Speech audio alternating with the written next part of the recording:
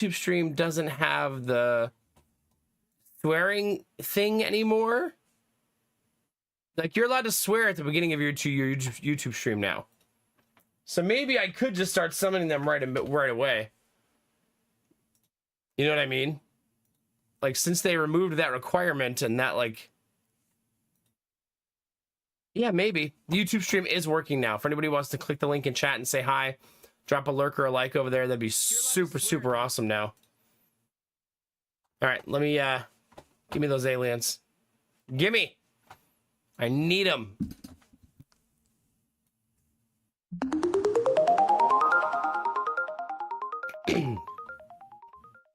Those are the ones, Reboot. Those are the ones. You know what I hope, and I'm sure some of you will understand this when I say it. When the aliens finally arrive to Earth, when they finally show up to see us, I hope they're like painfully attractive. Where we're all like, oh, why are you so hot?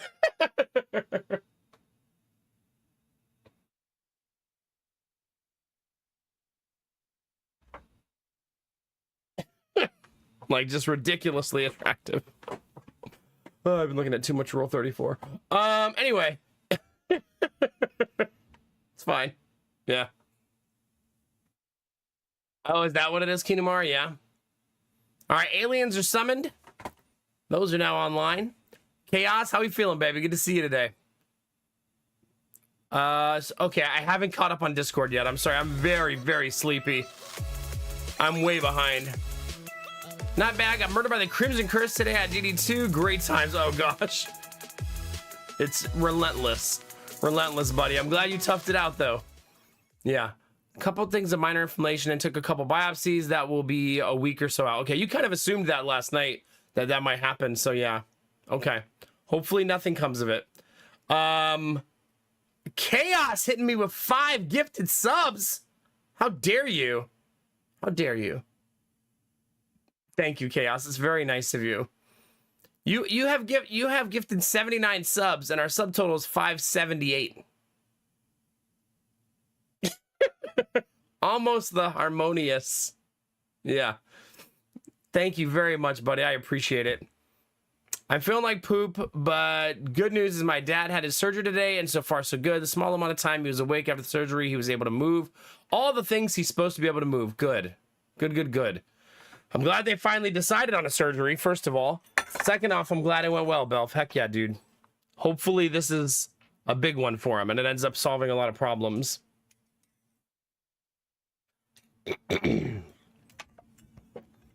Thank you, Chaos. Yay, aliens! Oh, crap. Hi, YouTube! I know I've been here for like 3 minutes already, but welcome into the live stream / video in the future.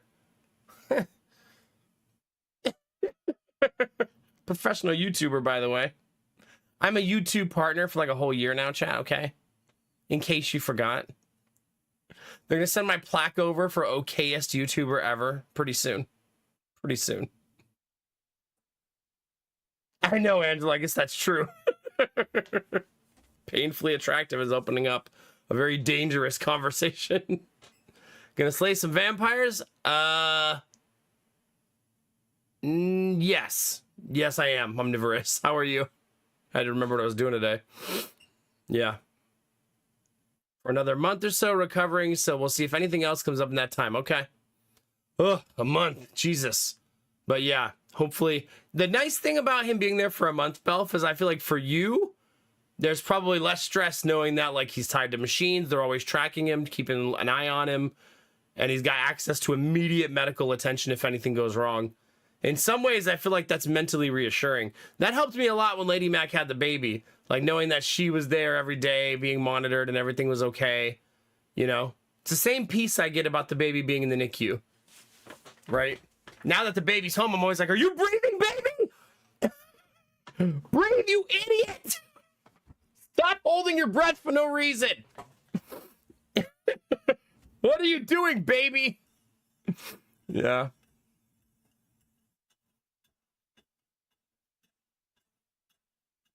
Yeah.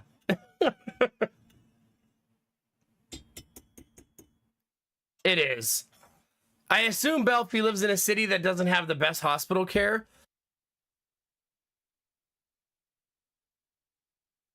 Yeah. To open the screw you YouTube people, they like that stuff over there. They'll probably quadruple as viewers. Yeah, probably. Probably. Chat, my water tastes weird.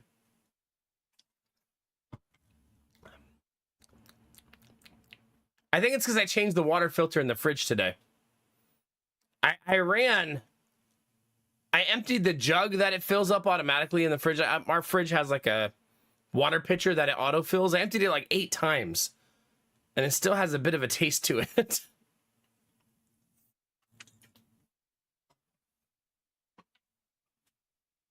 I'll settle for aliens that have compatible genitals and have a roughly equivalent attraction to humans as humans have for them. Okay. So Avatar. You're looking for blue aliens. I hear you. Also, we're hype training, chat. 30 seconds to go, and he finally acknowledges and sees the hype train. Yay, hype train! We did it! 10, 9. Jesus Christ. Goodness.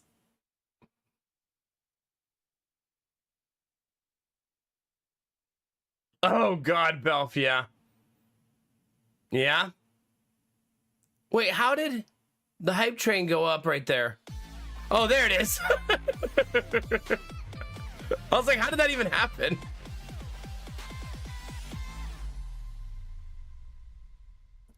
Cherish, thank you for deciding to continue your sub. That's really awesome of you. Thank you. I really, really appreciate it. And it's like a shout out to Bunny Monk. I hope she's doing awesome.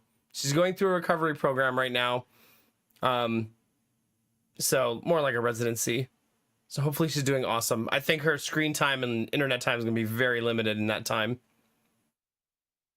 Heck yeah, Miss Teagard. Enjoy the sub. That's what's up. Hell yeah. So hype. I know, Benny. I'm the worst. I'm the worst.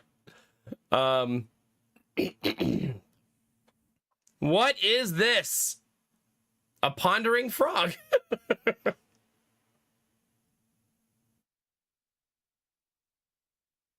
Yeah. Pat Adams, have you been reading Area 51 books again? Tell the truth. Tell the truth. Chat, you want some really fucking annoying news? Because, man, I got some for you. I got some. Yeah. Today is a good fucking day, chat. I'm so happy. So we sent. Get ready, Angela. Buckle up. The telenovela begins now. We sent the engineering report over to them. We sent the HVAC report over to them saying the AC was in good working condition. And you remember I said yesterday that our engineer wrote the project cost should not exceed. But actually, the words he wrote it is the project will be completed in 1 day for less than $3,000. They said we want an exact number. That was their response.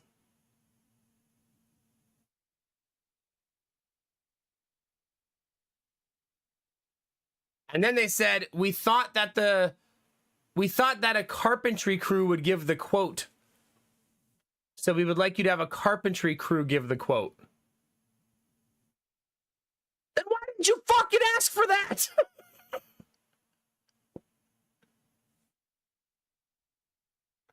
Like, I do want to tell them no. My agent doesn't want to.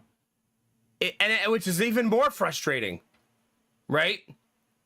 That's exactly how I feel. As soon as it happened, I said, tell them no. We should say no. Like, we should just say, so fucking bad, so fucking sad. They've asked for an engineer like 4 times. Even though I told them this exact thing would happen. Right? I had an email where I explained the process. Like, so their ignorance is now them wanting us to reach out to more people and have more people out and get quotes and stuff. And I was incredibly frustrated when it happened. Because it's just like, man, like they said, please get an engineer to assess and give a quote. We did that. Oh, wait a minute. We thought the engineer did repairs and would give us a quote for construction. Like, what? That's your problem, not ours. That's another thing. That's also what I said. I said the remedy period is over, right? The remedy period is over. We did exactly what they asked. But my agent is insistent on getting a quote, which is really frustrating. One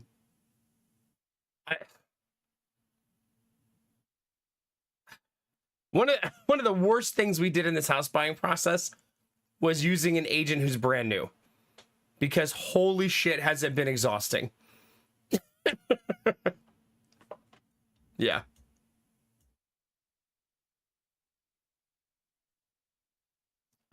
You know, it's funny. You guys are all saying the same thing I said to Lady Mac when I fell asleep tonight. I said, I think I'm just going to call her in the morning and just say, hey, we've gone back and forth on the remedy like 9 times. The remedy period closed last week and we gave the remedy exactly as they asked for it. And now they're asking for more. What do you think we should do? And just see what she says.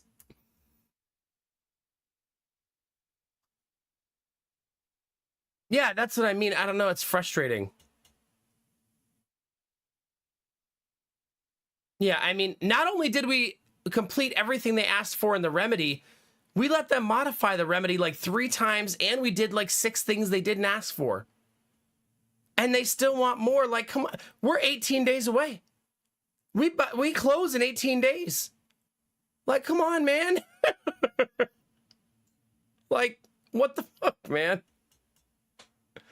I don't know.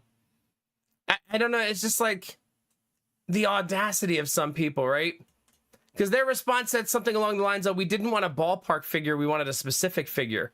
And it's like, even the carpentry crew is still going to ballpark it, because that's how construction works, right? If any of you have had construction on your house done, you know that they usually say this should be around 1,500 unless there's incidentals, right? Unless there's things we can't see behind the walls or things we can't see when we remove structure. Should be about 1,500. But then if they open your wall and they're like, oh man, we're gonna have to relocate your gas line because it's in the way. So that's actually gonna be 1,800. You know what I mean? Because we have to have a gas line guy come out and move it, right? Yeah, they never say it will be exactly $1,520, right? Never. This isn't getting your grass cut. This is construction, you know?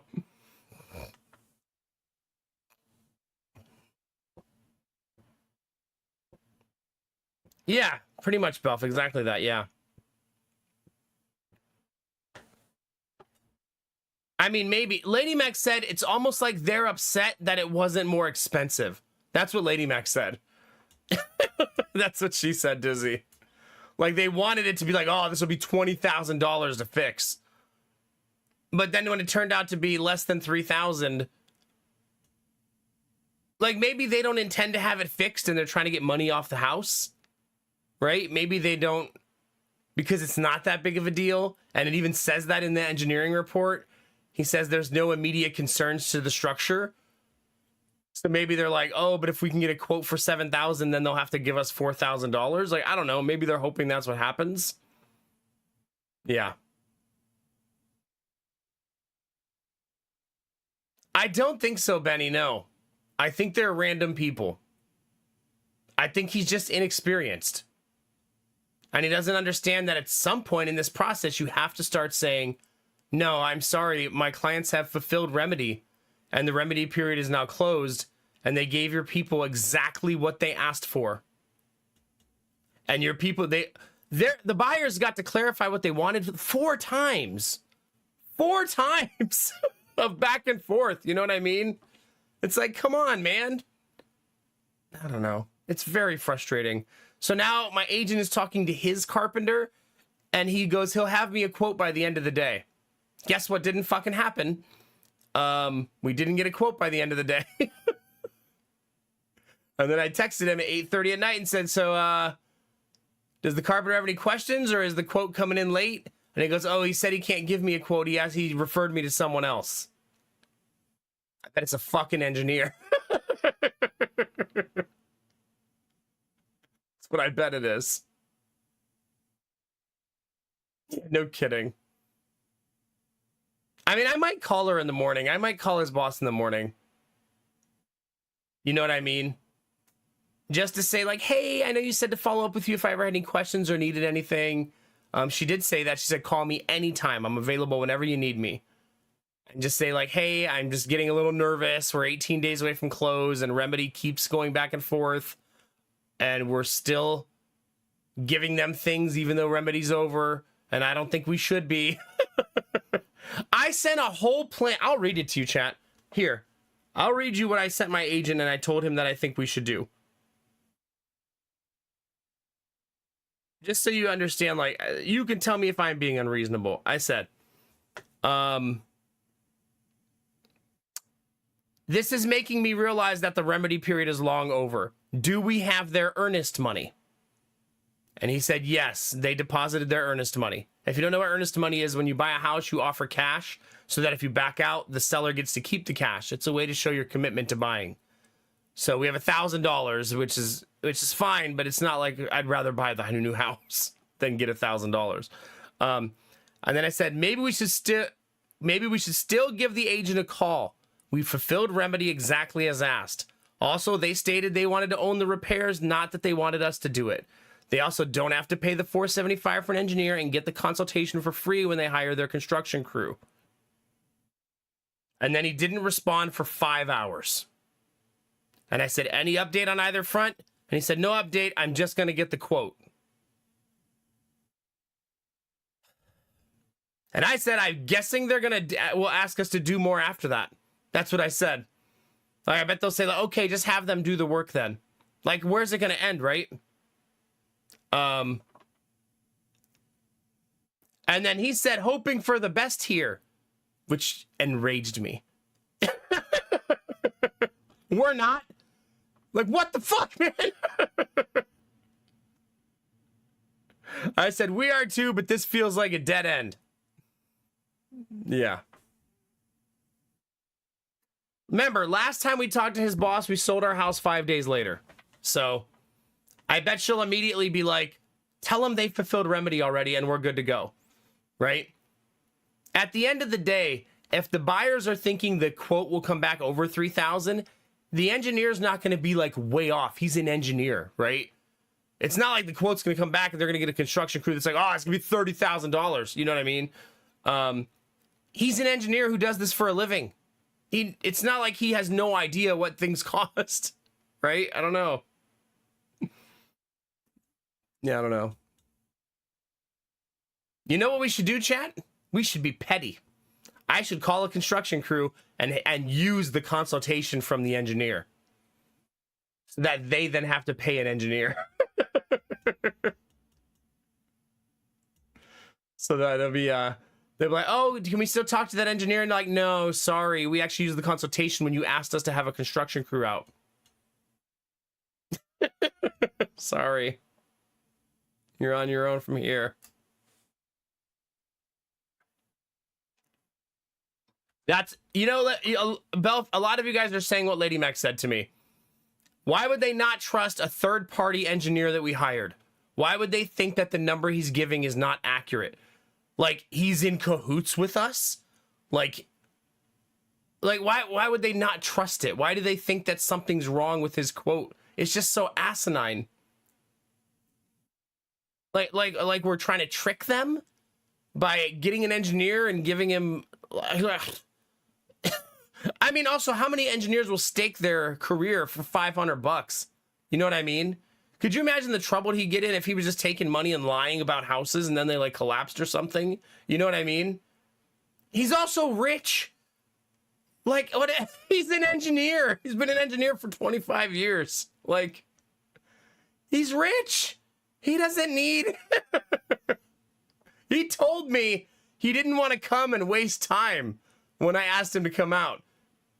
He literally said that. Remember when I told you guys that? He was like, no, I'll take your money, but you shouldn't have me do that. He was trying to convince me not to hire him. Yeah. So I don't know.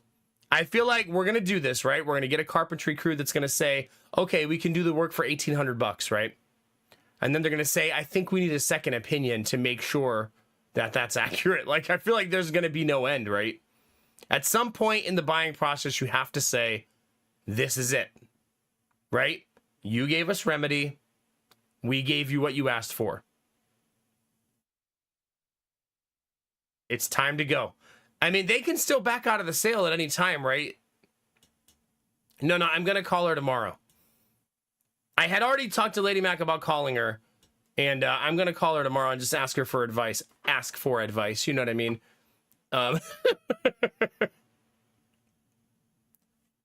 Yeah.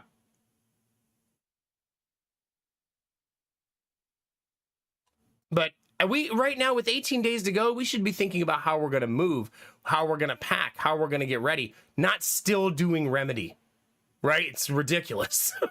No one's doing remedy with a couple weeks to go, right? Can they even back out? In the United States, you can back out of buying a house up until the moment of signature. It sucks, but that's the way it works. Now we get, like I said, we get to keep their $1,000 if they do that. And I do think that sometimes you can sue them, but you're looking at like a long shot litigation, you know what I mean? So yes, they can back out until the moment of signature. But I mean, we're at an impasse right now. I mean, you guys think that's reasonable, right? To just tell them like, hey, you asked for remedy, we gave it to you. It's not our fault that you don't understand what an engineer does, right? And you're not even going to let us do the repairs. Just buy the house, call the fucking carpentry crew yourself, use the free consultation from the engineer, and do it yourself. You think the engineer's trying to trick you? Like, and it's actually $20,000? Like, I don't know. I mean, Disney, now that we're in this scenario, I would agree with you. Yeah. So, yeah. That's going to be my day tomorrow. I'm also not streaming tomorrow. I think I mentioned it yesterday, but Thursdays are probably off until we're in the new house because I'm so fucking tired by Wednesdays that I need Thursday to catch up sleep. So, I hate it, but that's just the way it's going to have to be. I felt so miserable all day today. Like all day. So yeah, we're going to be off tomorrow so I can sleep through the night and get some real sleep.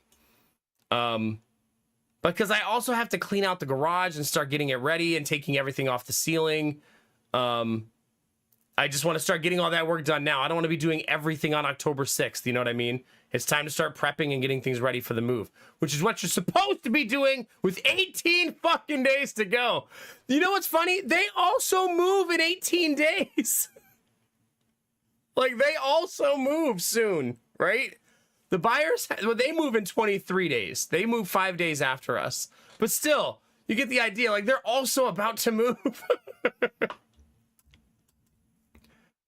I'm also going to watch the game tomorrow, but I took off the last 2 Thursdays. I just think it's when my body hits its breaking point is on Thursdays right now. You know what I mean? I think at some point, sleeping 3 hours a day eventually wins. And you lose. Yeah, I don't know, Benny. Everyone wants everything served on a silver platter. They sound very entitled on everything. Yeah, like, I gave them a lot of grace. Destinovas, you're beautiful. How we doing, baby?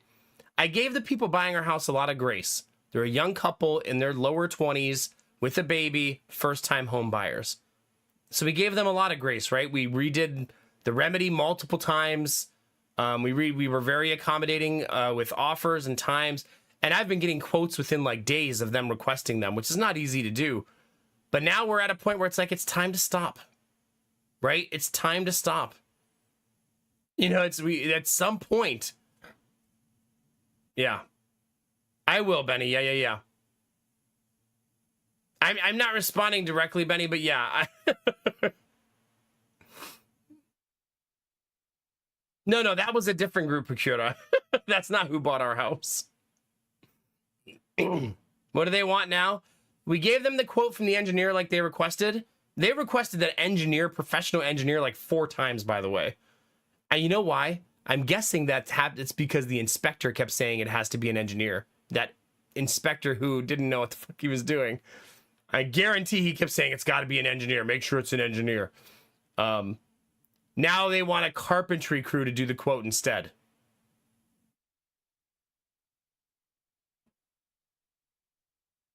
Yeah. Not yet, Gamertech. Not yet. I have a whole bunch of stuff I'm going to do the day after we close on the house. Here's the thing. The way my house is built, if the garage roof collapsed, like if that happened, like if, oh man, it was catastrophic, only the garage would collapse. It's not going to rip the whole house down because it's a separate structure, right? It's attached, but it's attached on a split level cinder block wall, right? So only one of the two structures can sit on the cinder blocks. The garage sits on the slab, meaning that there's two back-to-back walls tied together right there. I'm just giving you guys like the ridiculousness of this. The structure is in no danger. We're not trying to swindle these people, right? The house is not dangerous or unstable or in need of major structural repair, right? It has one beam that got water damage 15 or 20 years ago that needs reinforced, which I already did. And if you want to fix the dip in the roof, needs raised up an inch. 1 inch is what the engineer recommended. That's what we're talking about here. He thinks we should get a jack and raise the beam up 1 inch. That's what all of this is about right now. It's crazy, right? So.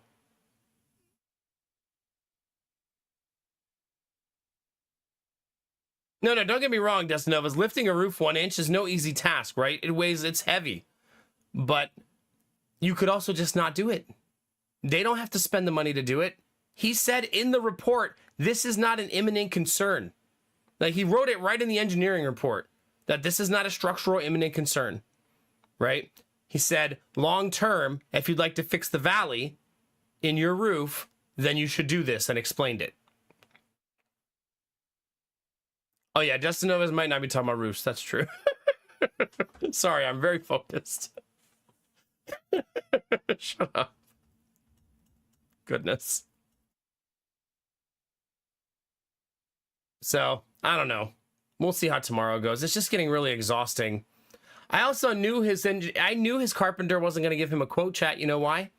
What carpenter gives a quote without coming out to see the project? I mean, he wants them to give them a quote by looking at the engineer report. And I feel like no carpenter will do that. So I feel like this is what I feel like will happen if we go down this carpenter path. Tomorrow, the other carpenter is going to say, yeah, I'm going to need to go out. And then I'm going to have to schedule an appointment to have him out. And then he's going to have to come out and give me a quote. And then you're talking about one more day. Before you know it, we're like 10 days away from close, still going through remedy. Yeah. So, and we can't change the date of close. It's hard fixed because we're buying the other house, right? Like, we're in contract for another house the same day of close. Both of our houses are on the 6th. We sell ours on the 6th in the morning. We buy theirs on the 6th in the afternoon, right? We can't change that day now. So we're pretty much locked in at this point. Yeah. I told you it was annoying news, chat. Because we should be free and clear, right? This should be over.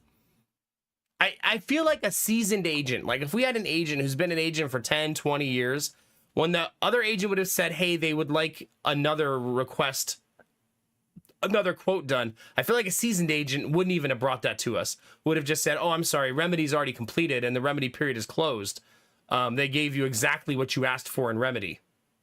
Right? Like, I feel like a seasoned agent would have said that right up front, right? Like, we already did this, right? It's showtime, right? They got what they wanted. We gave them the report. Now they have to decide if they're good to go, period, right? That's it.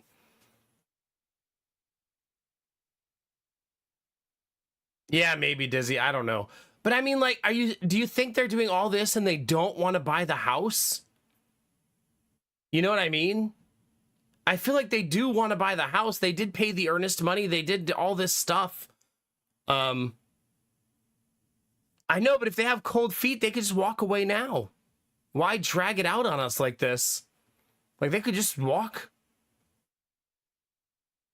I don't know, or maybe they just think like they're entitled and think they can just keep asking for all these things, right? Maybe they do think that. I don't know. I'm trying not to be bitter about all this, but this has been a very bitter process. We're at month 9 of trying to buy a house. Like, that's a long ass time. Yeah. That's a long ass time.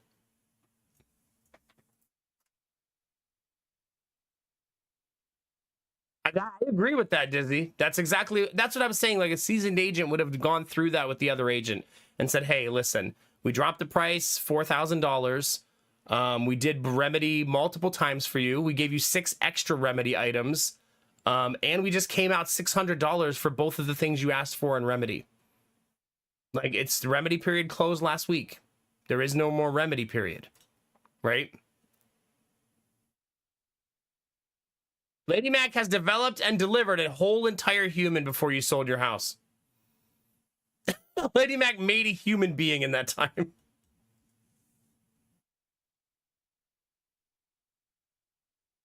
I also think their agent is a veteran. I agree with you. I do. I 100% agree with that. Just given how like things have gone, and I've kind of surmised that as well as we've gone through the process.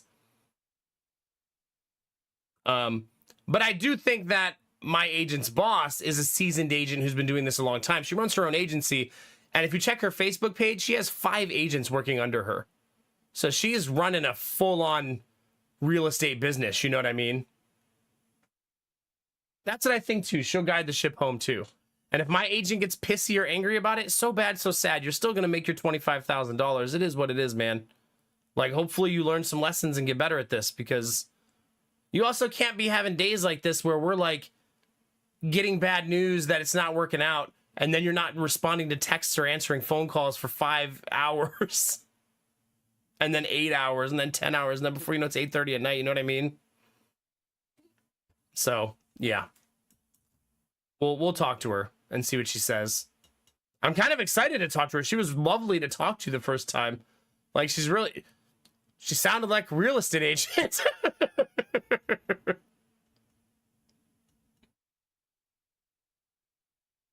I'm going to, Dizzy, yeah. I'm going to send him an email at the end that says, hey, man, you can take or leave this honest feedback about our experience. But if we were rating this experience 1 to 10, it'd be a 1. Like, this was pretty brutal for us. Pretty much every step of the way.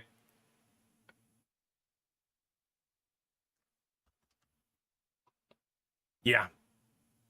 Well, and he's young. He's like in his low 20s, and I get that, right? But I think it's just that, like, he has this huge sale with over $800,000 in sales between the 2 houses, right? And he's still trying to get, like, more business and more sales, more business and more sales. Like, he just wants to be rich really fast, right? But that's not how you do that in real estate. You develop relationships, you get good bonds so that your word of mouth starts to carry your business over time, and you don't even have to work to find clients, right? You don't just, like, get a client who's in contract for 2 fucking house sales and just make them feel like they're always bothering you, right? We are about to represent 2 commissions, and he doesn't sell many houses, right? So this is a big fucking deal for him, but he wants more.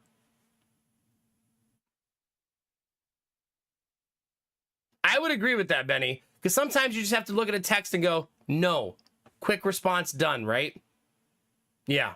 Or I'll text you back in an hour, right? It doesn't have to be this long, drawn out thing. Just let's go. Let's go. I do have some good news, chat. Would you like some good news? Jonah wore his brace to school yesterday and today and didn't ask the teacher to take it off all day. That's a good milestone for wearing the brace. So there's some good news. And he super loves his teacher, and she super loves him, and that's going to be heartbreaking in mid-October when we switch him schools.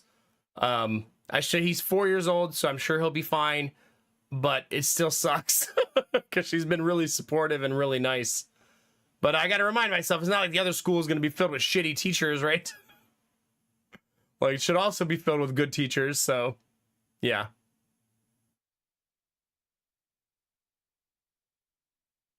See, there you go, Benny. There you go.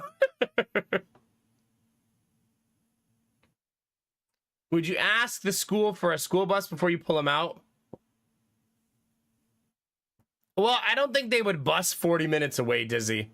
Also, we're not allowed to go to that school anymore because my city doesn't have open enrollment. In our city, you can only go to school where you live. It's stupid, I know. But it's the way it is.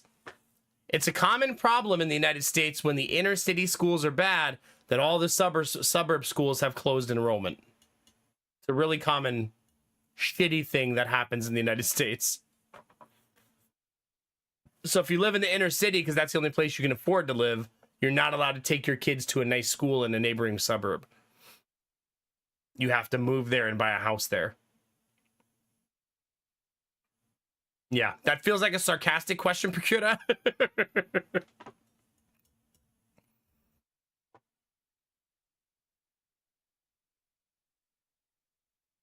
Yeah, but Dizzy, as soon as we move and our address changes, we have to change schools.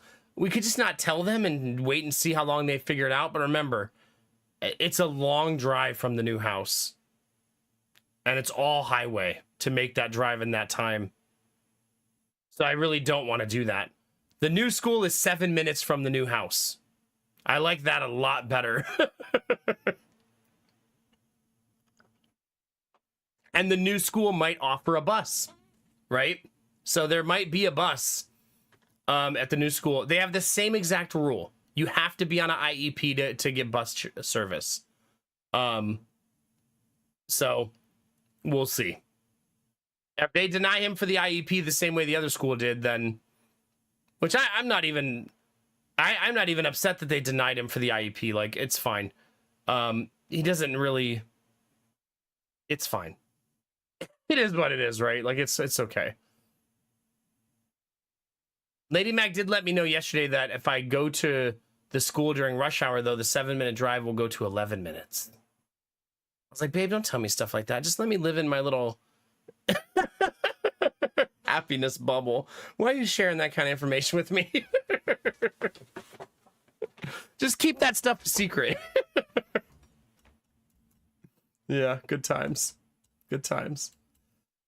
Well, chat, another day, another grind. We'll see how tomorrow goes. I'll let you guys know, obviously. I'll probably post something in Discord when we have an answer. But you guys probably feel how I feel. If we get a quote from the carpenter, they're going to immediately ask for something else, right? They're going to immediately say, oh, okay, now that we have that, we want a second opinion to just validate costs, right? Like, there's going to be something else. Like, I feel like it's guaranteed. Because if you don't eventually stand your ground, why would they stop asking for stuff? Right? Like, if you don't eventually say, no, enough is enough, why would they stop, you know? So, I went into the top of the garage. I'll share a funny story with you guys, chat. And I forgot that my wife, when she was a teacher, stored everything. You guys know those cheap little plastic crates you buy at like Walmart or Target? They look like milk crates, but they're a little bit bigger than a milk crate. My wife used to move all of her books and school supplies in those. And I stuck my head up there trying to remember what was up there. And I think I counted 26 of them. I was like, oh my God, what the fuck are we going to do with all of these? And then I was like, you know what we'll do? We'll use them as boxes for the move. Now we don't got to buy boxes, chat. We'll just fill all those crates. Easy peasy. Yeah, exactly, Benny, exactly. So anyway, chat, we got 26 crates to fill with our stuff for when we move. That'll be nice. But I actually cleaned out some of the top of the garage pretty recently, so there's not that much left up there. I just don't know where to put all of it when I'm not ready to move yet. You know what I mean? So like today I spent like 4 hours in the evening reorganizing the garage and just moving stuff around so I could take it out of the ceiling. And I'm going to do that again today. Just trying to get things like organized for when we move and get as much stuff out of there as possible. Yeah, that's tricky, Pat. That's tricky in our city. It's harder than you'd think. Because some of the stores refuse to give them to you. I don't know why. I don't know why. Maybe it's because Kroger is a conglomerate, like a big company. Maybe that's why. I don't know. Like maybe they get a kickback on their cardboard by recycling with a certain company that reuses it. I have no idea.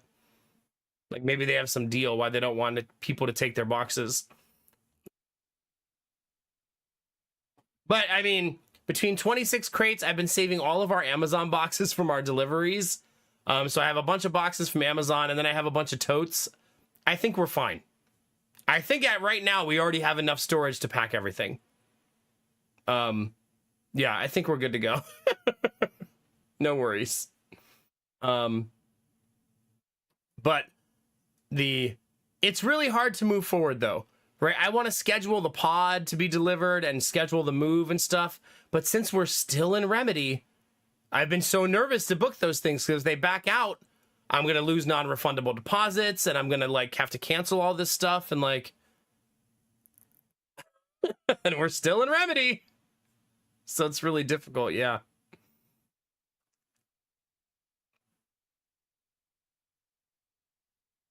Yeah, that's wild, Benny. So silly.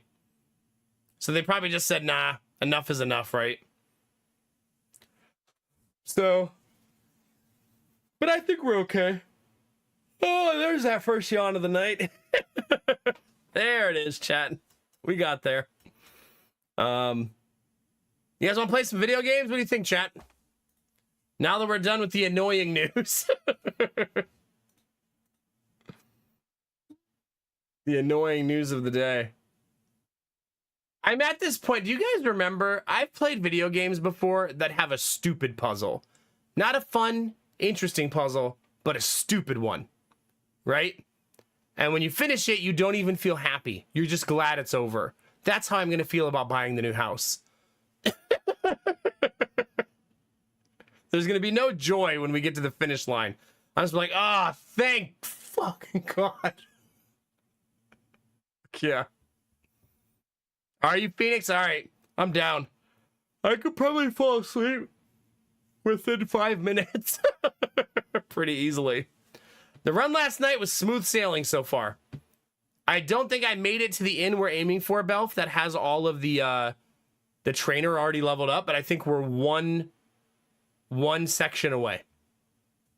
I believe is where we ended last night's stream. Yeah. The puzzle's so annoying, Benny, it's no longer rewarding. Yeah. If anybody wants to say hi on YouTube, by the way, I would appreciate that. I checked the YouTube analytics last night, and YouTube looks like it's going to finish like $30 short this month, in the 2-month period. But I will be missing 150 hours of stream time. So I'm not gonna count it as we didn't reach our goal, because this is extenuating circumstances, right? My goal was to get paid every 2 months this year on YouTube, but this feels like we can give this one a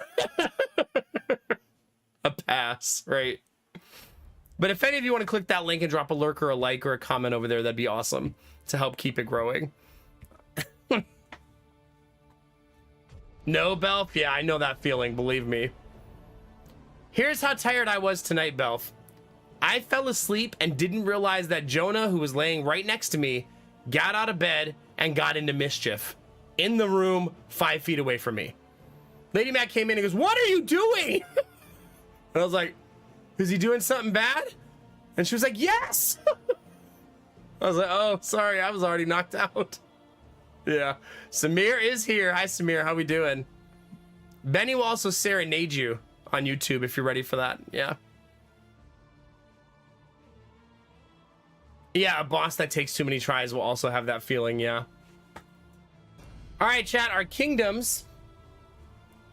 We have Oops, 0 times undefeated in my good playthrough.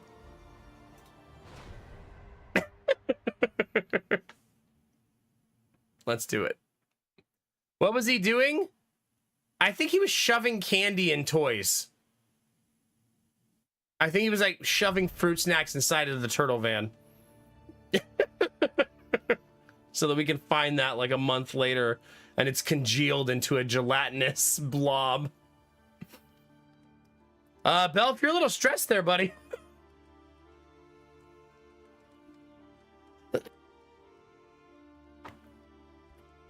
For some reason, the boys, when we give them snacks, sometimes decide they don't want to eat them. Right? And they want to store them in a toy. Like the other day, what did I open? I opened something and just a bunch of goldfish fell out of it. And I was like, what the fuck? Like, why are these in here? Yeah. We're just a little stressed. It's fine. We're fine. Don't worry. Wait, we're at the inn with the upgrades. Are we? Did I already do that part? I did half of it. Apparently. But I did upgrade it, it looks like, right? I'm gonna have to get an energy drink, chat. I'm feeling it a little bit already. I do know, chat, that I'm pretty much 99% certain that I'm gonna be sleeping in the morning in the new house. I just think that it's 4 days a week. This is what I was trying to remind myself. For 4 days a week, I gotta wake up to take Jonah to school. The other 3, I don't. So those 4 days a week, I'll sleep 5 hours. But the rest of the other 3, I will sleep more than that. You know what I mean? But also, I can take Jonah to school. It'll take me 20 minutes, 30 minutes max, right? There and back and home again. I will then have a 2-hour window before I got to pick him up that I could possibly nap again and sleep a little bit more. So if I'm really tired, I could go right back to sleep with Gideon when I get home, when I put him down for the nap. Yeah.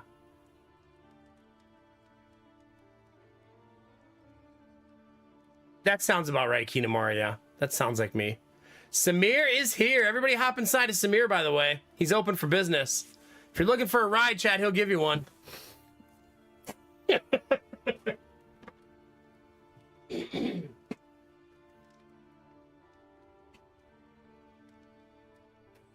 right. Energy, drink it up, chat.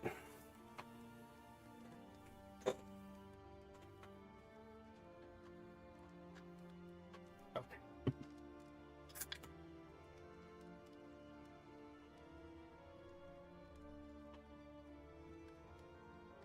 Let's go. Let's go. What was I doing? Okay, taunt. There's the taunt. Oh, we redid their paths, right? Yeah, he's Banneret. Poet. None of them are really worthwhile.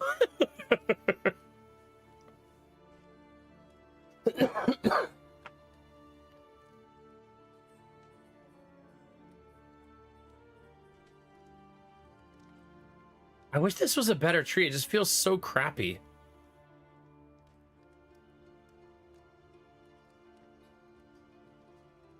Yeah, I don't know. Just gonna leave her as a wanderer, I guess. No, I haven't lost any inns. I think we're only on day 5. Or day 8. We're on day 8. Super, super early.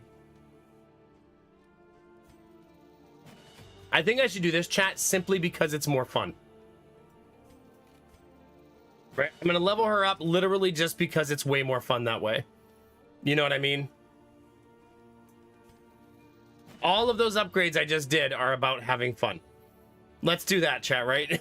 Let's make a ridiculous dancing group that's jumping all over the place and just blowing enemies out of the water.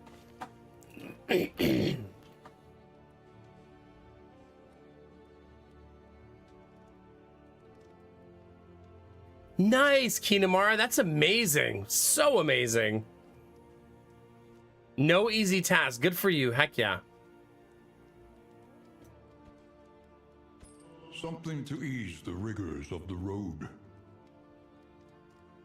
I think I want this too.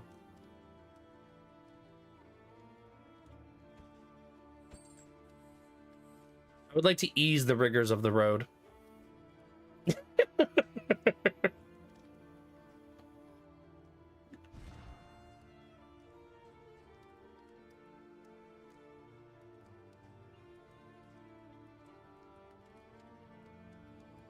Move resistance is still 65. Did you really, Kinamara? Goodness gracious.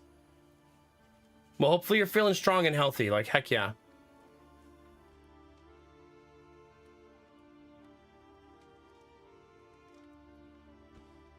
All right, let's go try to relieve some stress. Here, Belf. I'm going to let you whittle, and it's going to make you feel way better.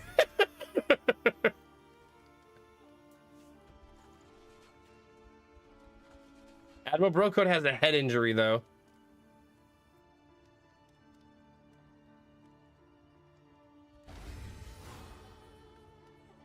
Yeah, enjoy some whittling. It's going to be good. I bought this for her. I want to save this and try to sell it to the hoarder because I haven't done that yet. And I really don't know how it works. And we should learn. We need to go underground to start the day, I think. I think that's how we have to start our day. I probably want to move these 4 to a central location. Be mindful. Travel on foot is not without risk. So it's easier for them to get to all of the upper locations. And then these 4 are going to defend this one, so I'm not going to. I'm saying all this because I think I intend to skip another day.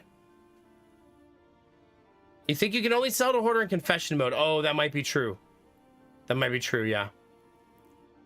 She got the curse. That's not good. I just realized that she got it. Okay, so let's wait a day. 100% route scouting is super nice. Once more, destruction's boot upon our throat. Okay, so unfortunately, I'm gonna be a little impatient here Champions judiciously and rush them down because we know things are gonna get bad soon. It also only removed 1 point of stress to skip a day.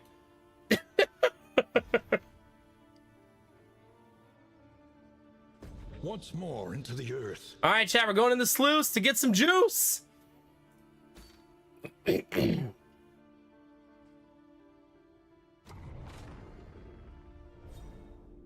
Oh, can you? Okay, Benny, good. And we got a positive relationship. Aspiration unites the hopeful. Yay. They're hopeful, chat. Arden and Belf Knight. Hopeful buddies.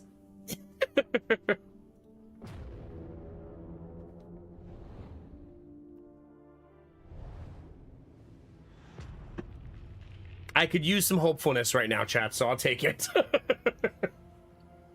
Tread carefully and quickly. This is I do not know how this portion of the quest goes, but we're going to bring the bombs and try to figure it out.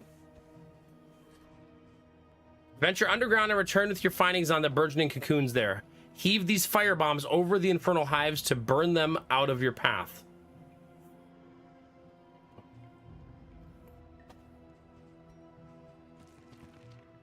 So that's where we are, chat. Belf Knight also is craving blood. At least it should. At least he's hopeful we're gonna find it.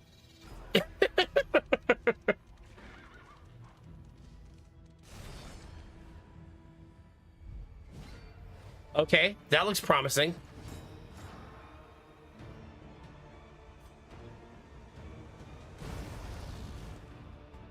A promising development. That was a promising development. Jesus.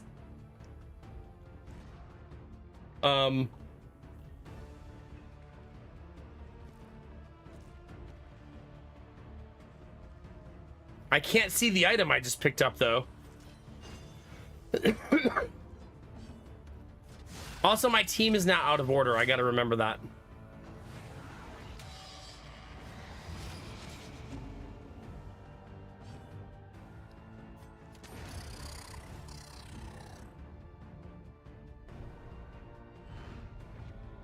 Okay, so we finished that portion of the quest. This one says, must be delivered to an inn for study, rich velvet red and intoxicating aroma.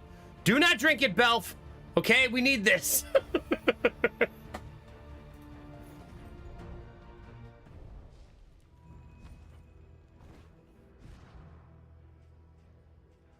Okay, let's do some fixing.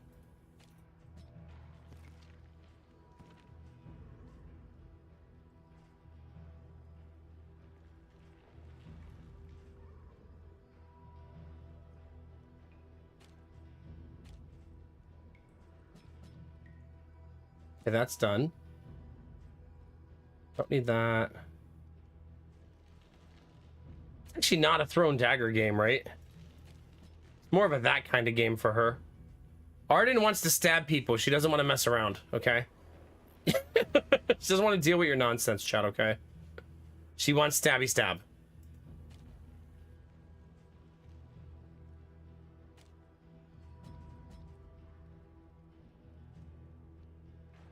I also don't really need Wicked Slice.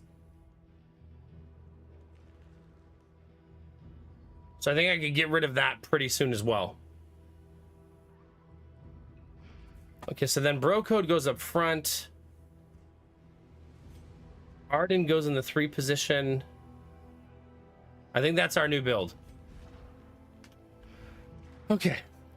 The black fumes coming off the character are the new gear that we have from the free downloadable content of the game. Bro Code says, accuse me of cheating one more time, Belf. Belf's like, that's your 7th D20, okay? What the hell?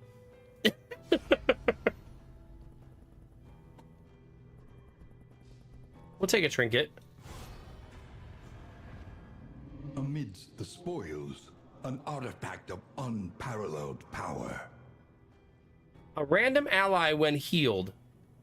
Do you think that means when healed by them? Okay, where's Kinemara? Kinemara, I have a locket for you that I would like you to carry around.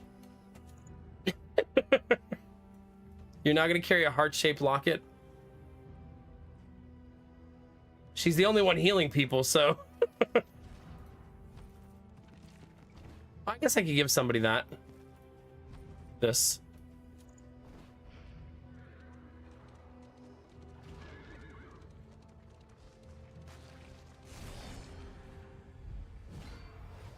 Well, we might as well do this again, chat, right?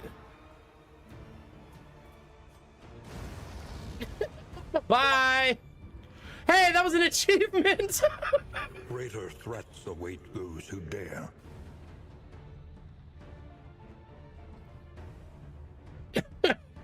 Kaboom! That's right. If the flame is below 50, you can stealth on round start. Your range skills have execution 1. Man, that's tempting to make it a Nightsworn build, but I don't like building around the flame being low. However, giving all of my Highwayman's range skills execution 1 feels really nice. If we don't know what execution is, it's when the enemy has a death token. If they only have 1 and you have execution 1, you bypass it.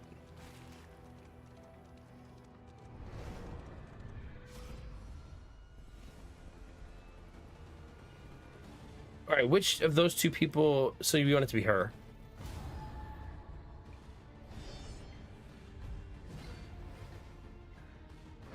All right, chat. We got Big Pig, Little Pig, and Worm. Derpy, I would never. It's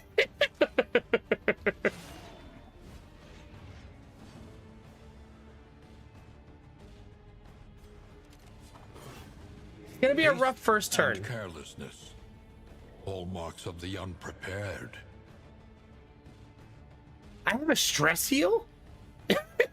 I mean, I knew that, chat. How we doing, Derpy? Good morning, buddy. It's good to see you.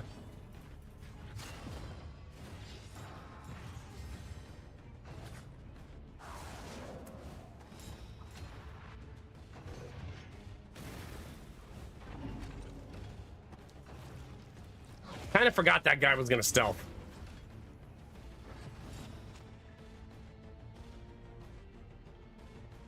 A newbie says, sorry about the worm.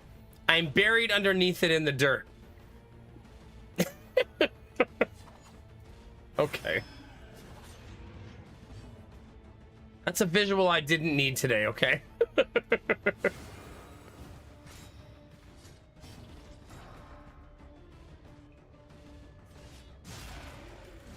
This is messy AF.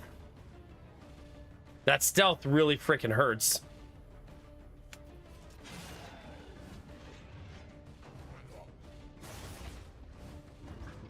That's my last taunt. So now they can attack freely. Well, he still attacked the tank at least.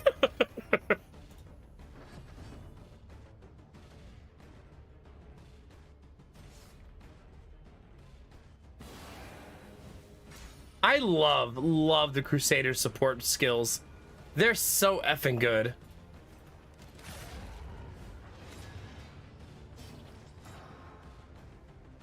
I need the second taunt for Belf Knight. He only has the one right now. I know, but it's moving in an uncanny way, a newbie. It also looks like it's trying to grab me. Is this what uncircumcised looks like?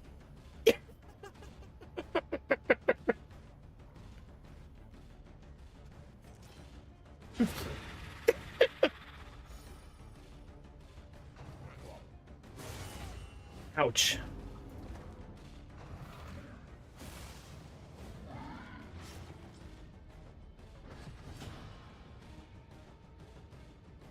Ooh, I have nothing I can do this round. However, locking everybody into place is kind of cool. I'm gonna let her heal herself, though.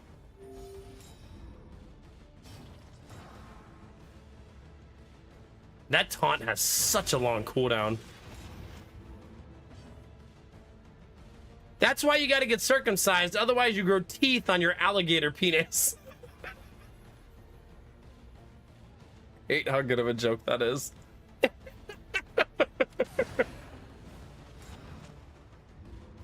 Oh gosh. Bye-bye.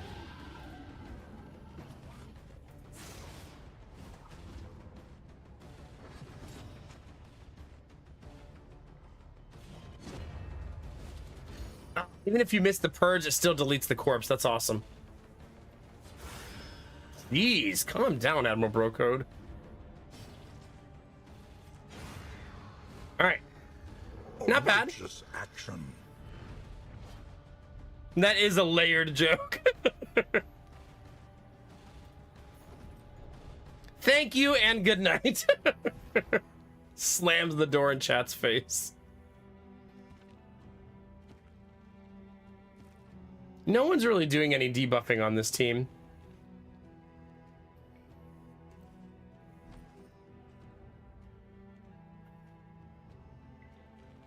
Nah. Not worth it, I don't think. Giving debuffers, this would be good if I had like a cultist. All right, chat, who's ready to throw another bomb?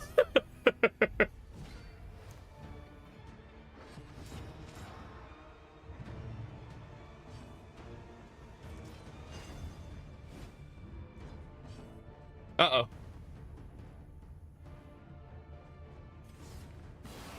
A small reprieve from this carousel of horrors. Miss! Fucking lepers.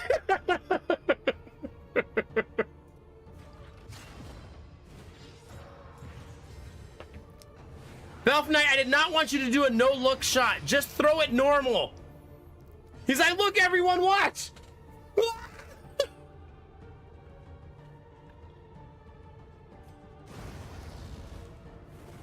Early results. You guys want to hear a really cute story today? I kind of forgot that this happened today. I was cleaning out the garage. Because I'm in the process of cleaning everything out in there. Still lingers in some of just these prepping for the move well-known and taking the stuff off the ceiling like the engineer suggested, right? And hi Richard, how's it going, baby? It's good to see you today. And congratulations on the new kiddo. Thank you. Thank you, thank you, thank you. Yeah, you're awesome. It's all you can do. You just being here is enough, bud. Always.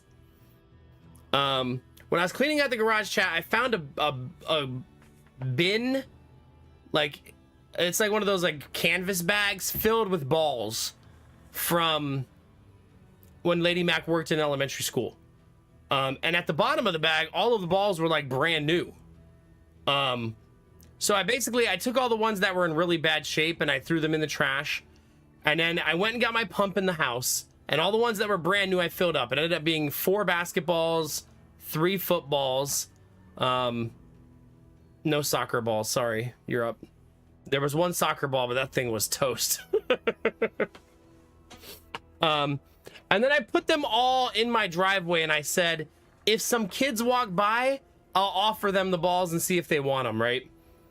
And I went in the house, I told Lady Mac, I said, I'm gonna give those balls away. You don't intend to keep them, right? And she's like, nah. She goes, just throw them all away. I was like, no, some kids will walk by eventually, right? So lo and behold, about 45 minutes later, 3 young kids, I would say they were probably between 8 and 12 years old, walked by. And then here I am, the creepy old guy across the street. Hey, yo!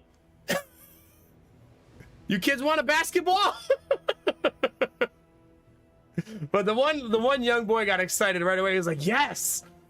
And I was like, don't run into traffic, please. I was like, do you want a football too? And he goes, yeah. And I handed him one.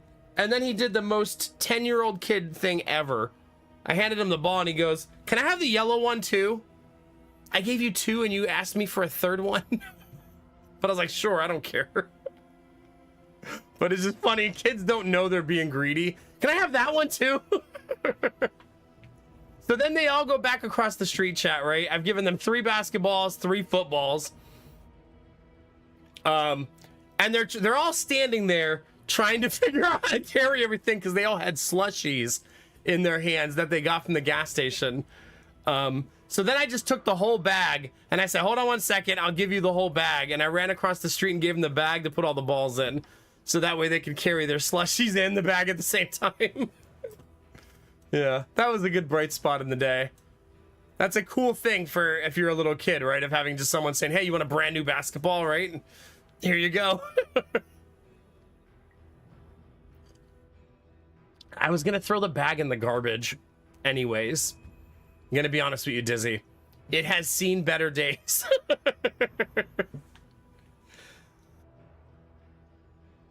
Yeah. It wasn't like a super nice bag. It was the bag that she had in her classroom for all the kids to put the balls in when she taught in school.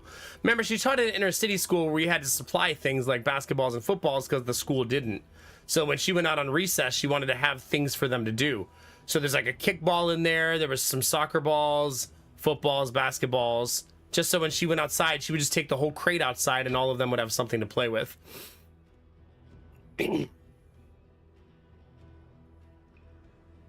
Oh, Derpy.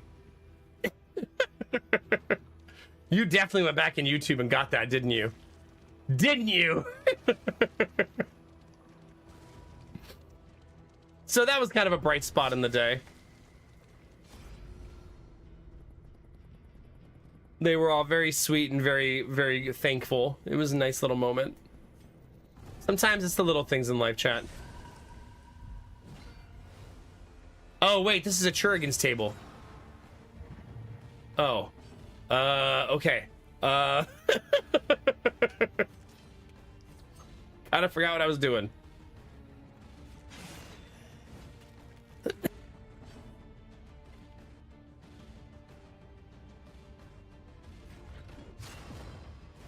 Benny.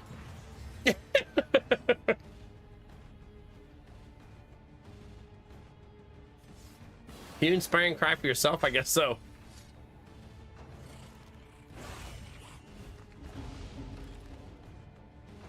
Derpy, don't make it weird. You and Pat Adams need to go sit in a corner somewhere.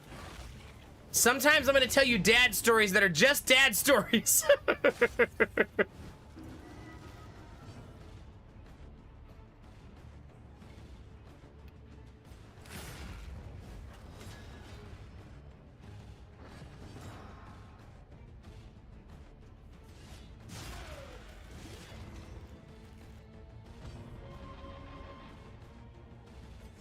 I'm gonna make the team really tanky.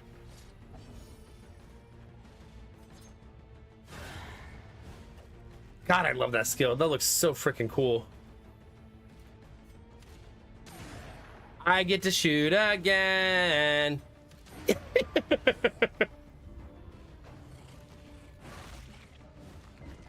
Sometimes a little thing is all it takes, Benny. Let's be honest.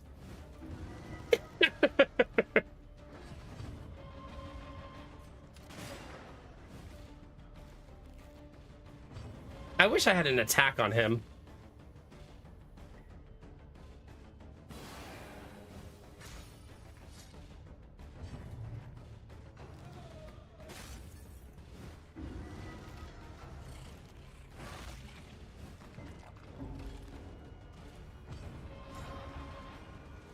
I can't tell stories that include balls, can I? Chat just can't handle it. It's too much.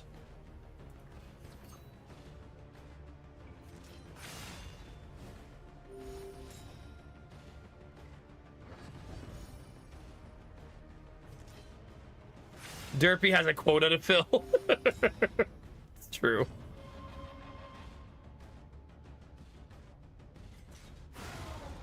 Well, that's kind of nice, because that gives me the reset with a couple turns left.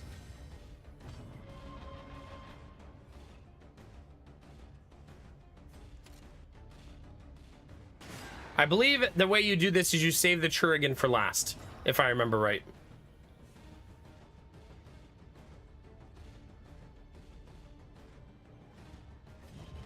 Can I push him back? I can, but he resisted it. Okay.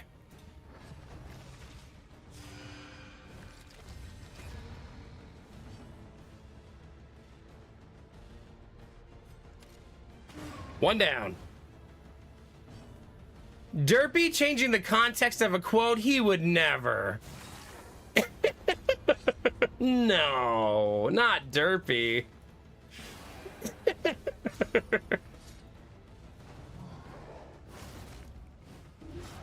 No, right? No, there's no way.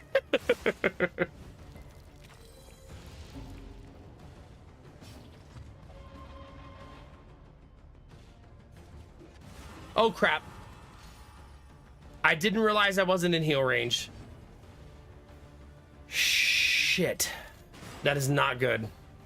I may have just thrown there. That's pretty rough. Okay, thank God I'm in heal range on this one.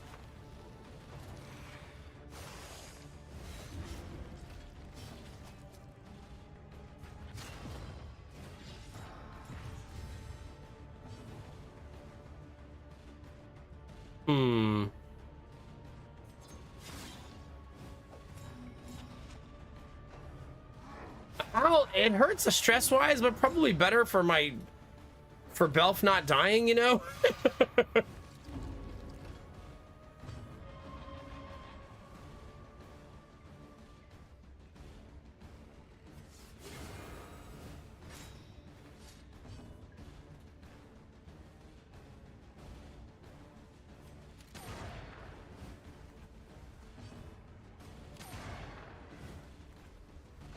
Dang it.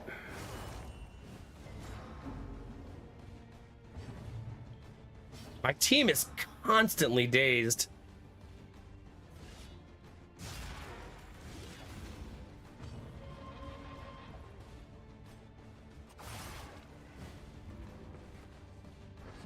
Are you shitting me right now? 1 HP survive and then gets healed for 12.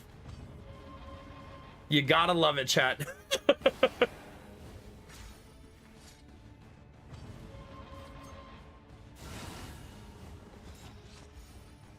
Not only that, but then he was then also given death armor. Crazy. All problems have their solutions, even the big ones. I cannot save Belf, I don't think. Not in a way that makes sense.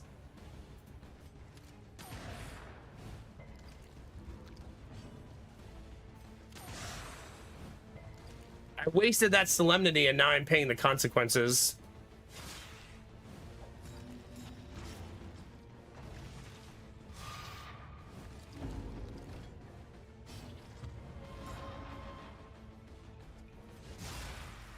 Well, tanky boy being tanky at least. He still has 3 HP.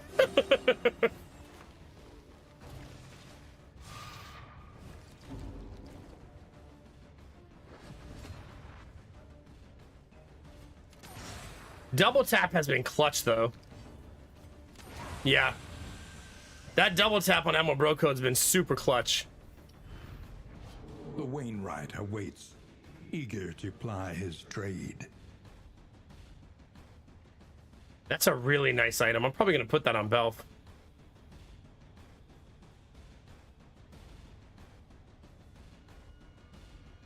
Target is bleeding. You get 15% crit chance. Oh man, if you equip it with the bone saw. Yeah, we actually didn't have a single, we didn't have a single death flow check there, luckily.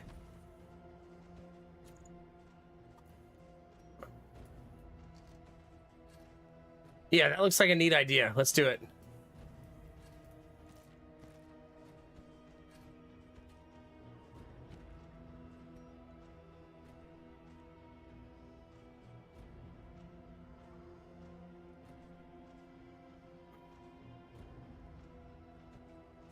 Sure.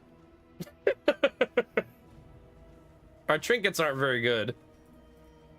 Not yet, anyways. Yeah, this is a promising development for sure, right?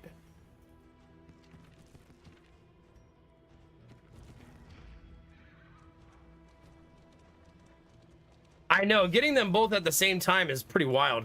I think it's probably the first time that's ever happened to me either. Grave Robber goes first.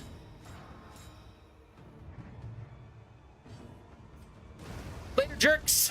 A promising development. Arden's got this. Don't worry, chat.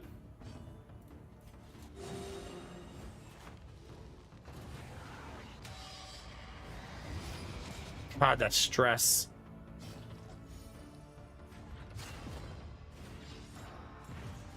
We're stressed out of our minds.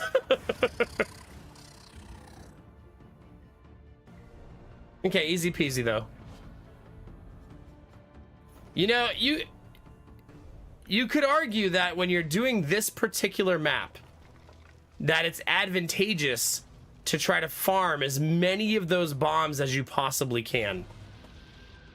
You know what I mean? We can probably handle a creature den too, right? We might as well at this point.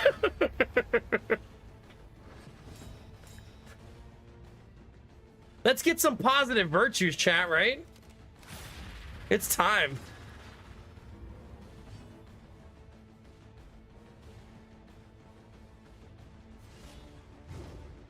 Leper doing leper things. I didn't taunt there because this is a 2-round fight. If you're wondering why I didn't. A master stroke.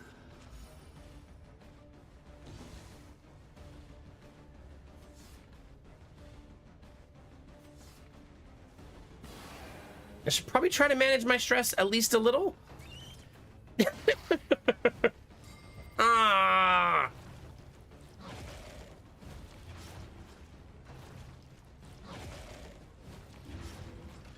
Wait, are you dead? Nope, 1 HP survive.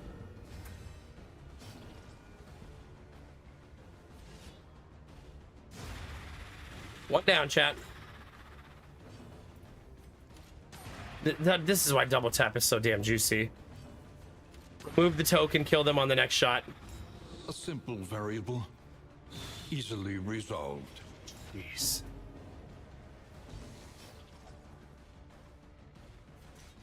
Just gonna eat the, I don't think that's gonna hit. I want to eat the dodge token.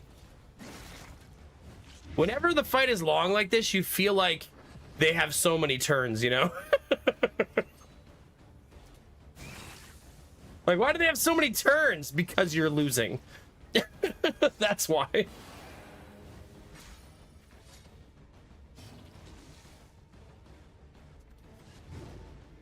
Haste Damn it. and carelessness. Have a good night, Omnivorous. Thanks for hanging, buddy. Unprepared.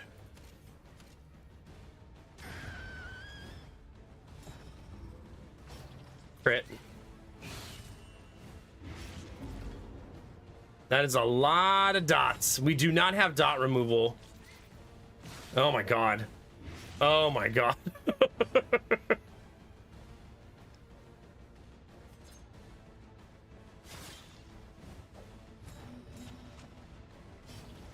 This time I did not waste my solemnity though. 44-point heal, baby. Let's go, Bell. It's the casual 44, you know? No big deal.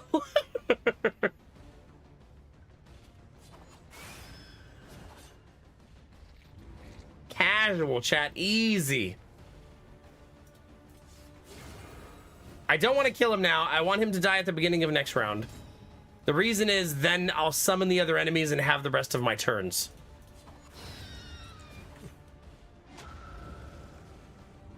A newbie! One of you was enough. Now you invited 3 friends.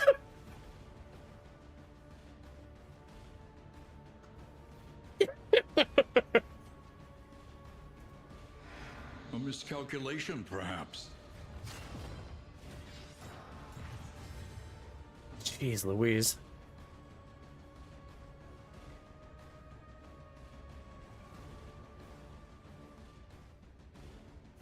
I should just get rid of a token. It's not my favorite.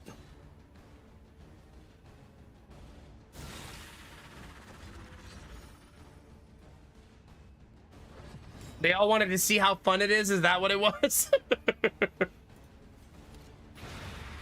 Jeez. Messy, but effective. That deletes the corpse, which is very important because now the worms can't eat it.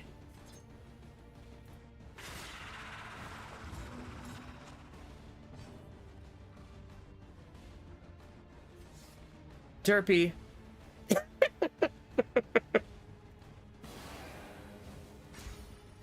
No more internet for you today.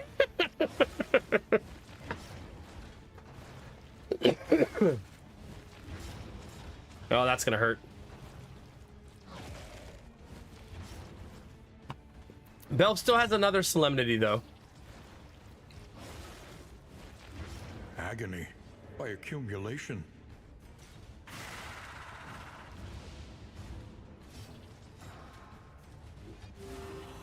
As well, 44-point heal, chat. No big deal.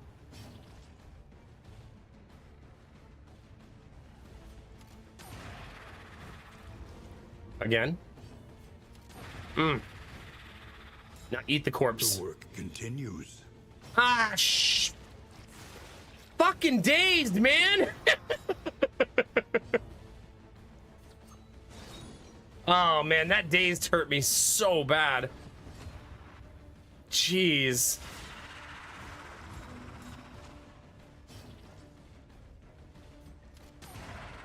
Eat through the tokens, baby. Double tap slowly becoming like my favorite skill ever. Stupendous. Oh, you're dead.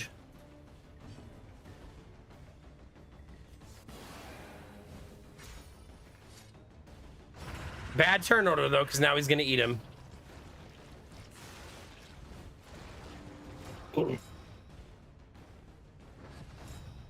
And he got to go first.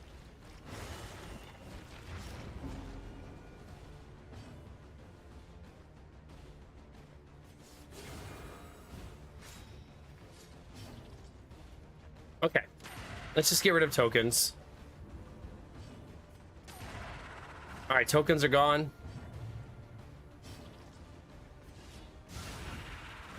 That'll do it.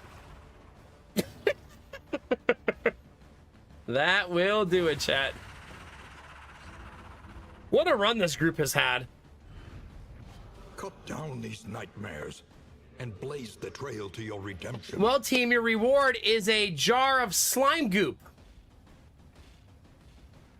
A jar of white, thick slime goop. Can't make this shit up, chat.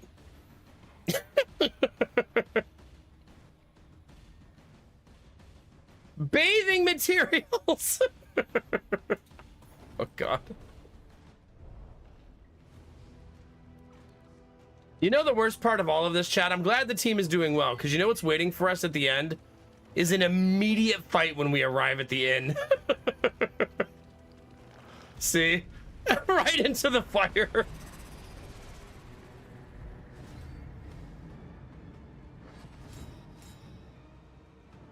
What does this do to them? Okay, it sets them on fire. We'll take that, right?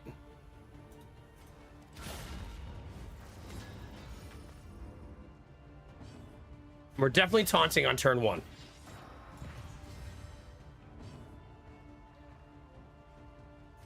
Okay. I'm also gonna lock us in place so they can't shuffle me. Steady yourself.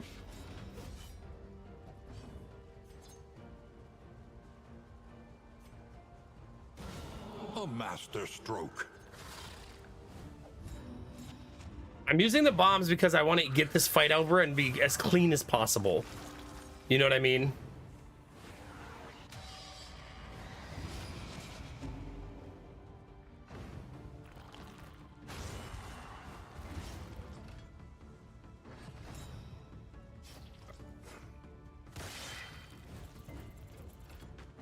Okay. 1 down. Against these enemies, we absolutely positively need our highwaymen to have token theft, right? Because it's going to be so helpful. Like, look at all those tokens. We could just be yoinking away. Let's give everybody some shield.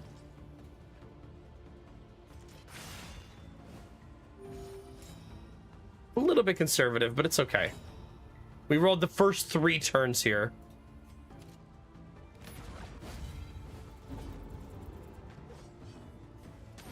There we go, chat.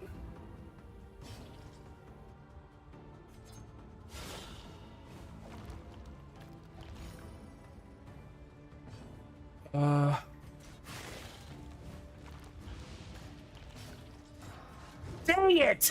Haste and carelessness. Hallmarks of the unprepared. God, that's so creepy. Oh, gosh. Yay! Well, this team's starting to feel really strong now. Now that their kits are in place, that was a really good underground run. Okay, we found blood to feed the Belf Knight, so that's good news. However dilapidated, this inn might still serve honorably. Blood sample consumed. The Crimson Curse spreads. Wait, do more people... Well, Brocode got tired after that? And Belf Knight took up drinking. I mean, it was a hard dungeon. The kingdom clings tenuously to order. All right, escalation increases to 2. Additional sieges appear today. How many?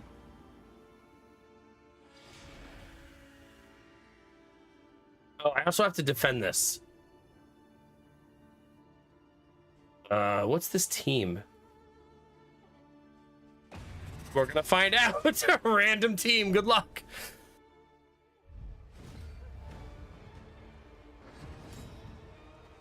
Let's transform, chat. Big.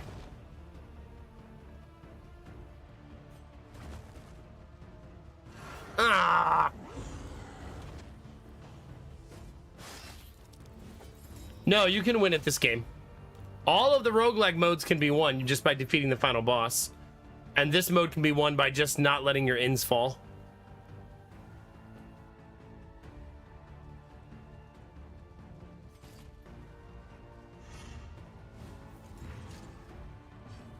This is tough. Tough.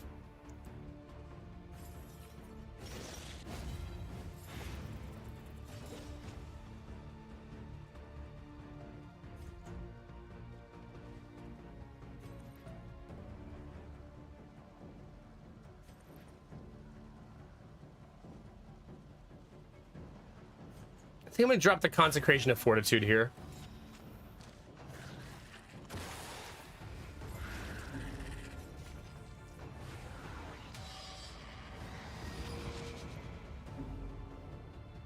I wonder how I cure the Crimson Curse on my characters who aren't in my main party. You know what I mean?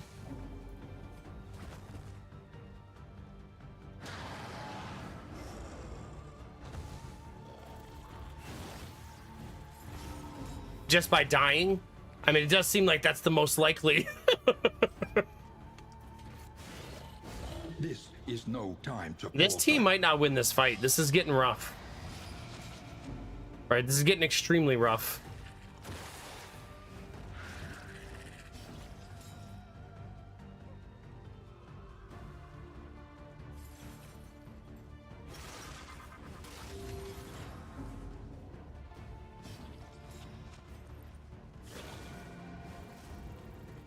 Our damage just feels so low. I had a dodge token there. That sucks.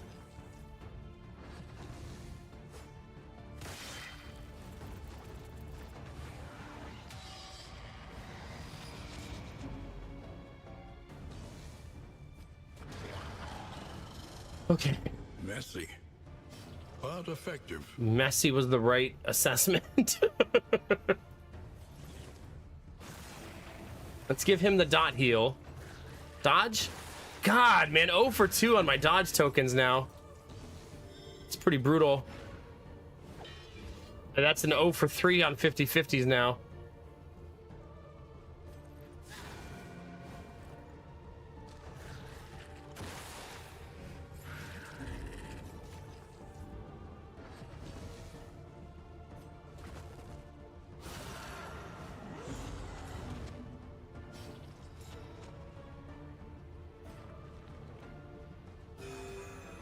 Well, that's gonna help a bunch at least.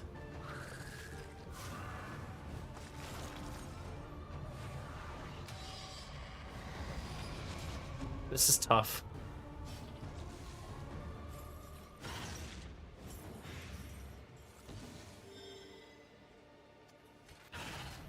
Very, very tough.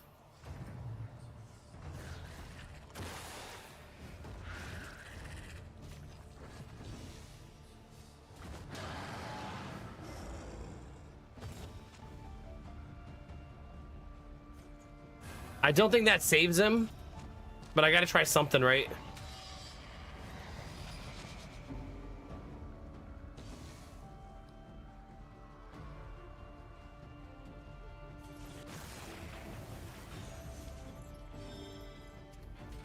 All right, one down. Darkness encroaches, inexorable. This is gonna be all about turn order. Yeah, we did not get good turn order.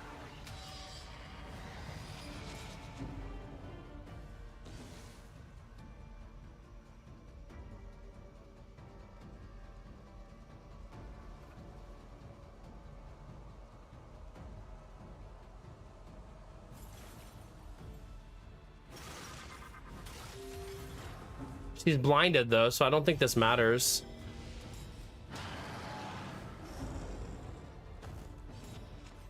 Yeah, that's 0 for 4 50/50s now.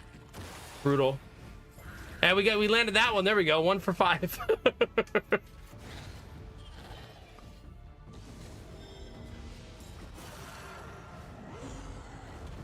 They resisted all of the debuffs.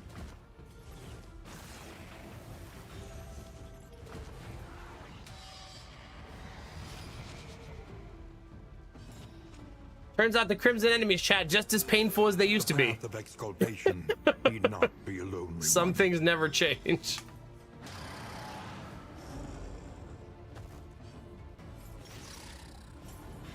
Malaise, measured and steady. At least we defended the inn.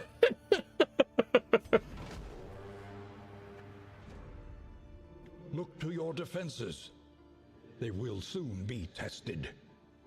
Oh my gosh, this is so many.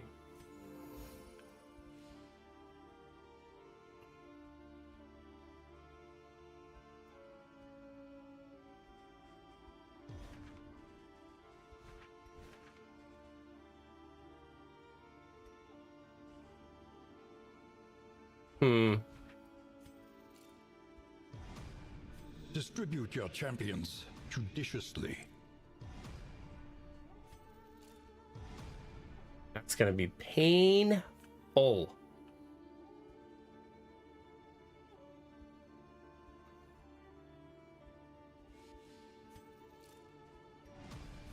moving alone in hostile territory.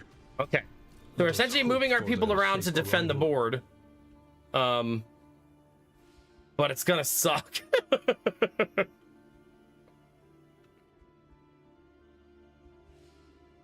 Oh, Derpy, you know I always like my rides to be rough. Always. 24/7, baby. Each improvement, a new variable in the equation of your Healers fate. on the front lines of plague-stricken regions must be consulted. Their findings collected. Must be equipped in an escalation 2 or higher to progress. Any advantage is a good thing. Okay, so we need to find a healer, right? That's it. In the next area.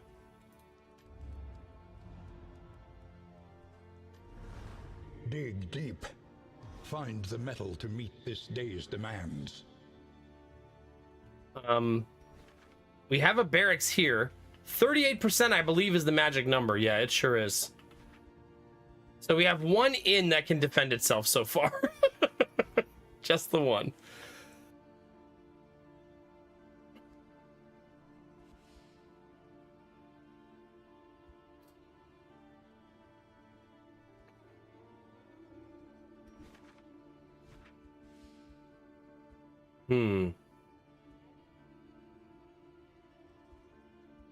The thing is, do I want to level up another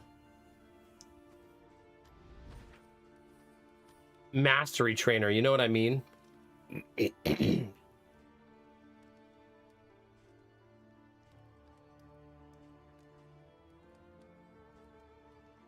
guess I only need these two, right? That would be 20. And then I could still do the barracks for 40, 50, 60, 70 points.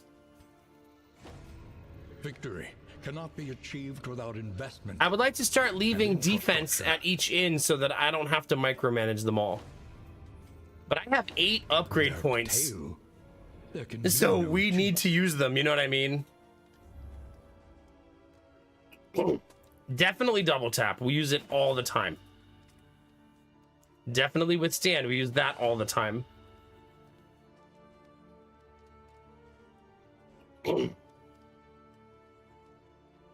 I would also like to give Belf his second taunt. I think it's really helpful at this point. I think we should just upgrade everything she has. Where's the stress heal?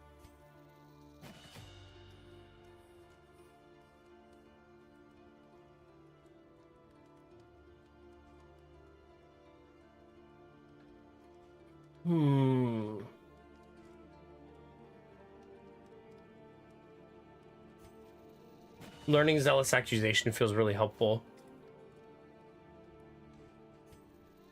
Okay. Grave Robber gets 2. The 2 things she uses the most. She uses this all the time.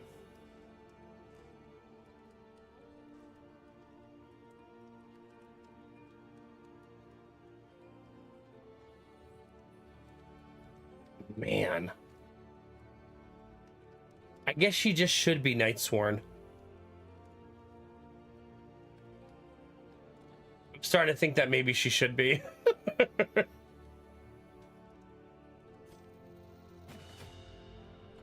I can't do that here, though.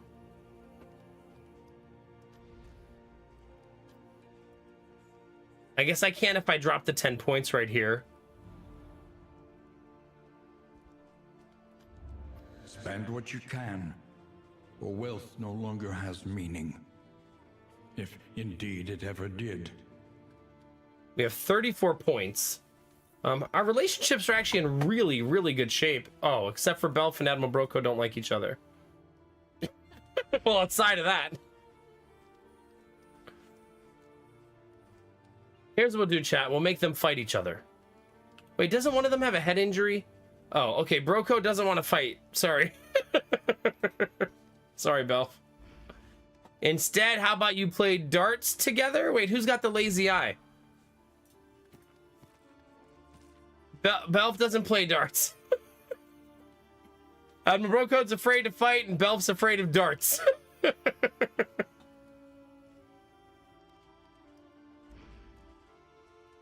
Well, then I guess you're just gonna get wasted together. It's the final option available.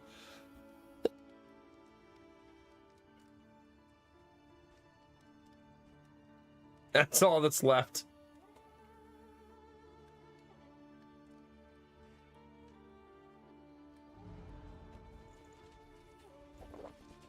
There you go. Through the power of alcohol, you will grow your friendship. It's just like going out for drinks with your friend, chat, right? No big deal. It's fine. Okay. We have a tiny problem. That problem is that Belf is very vampire.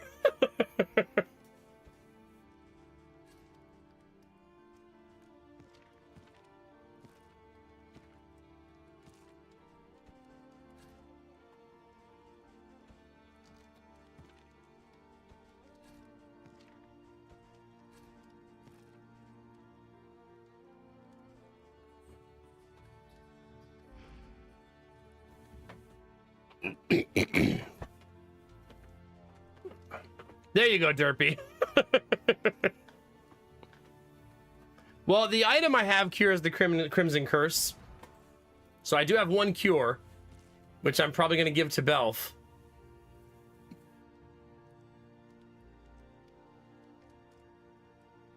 But I only have one. I don't know if that cures him or just craves his thirst. I'm not really sure which of those things happens. Each day brings new obstacles and new opportunities. Okay, so that's another inn that can defend itself. I could go back to the bottom so that I could try to reinforce the two southern inns.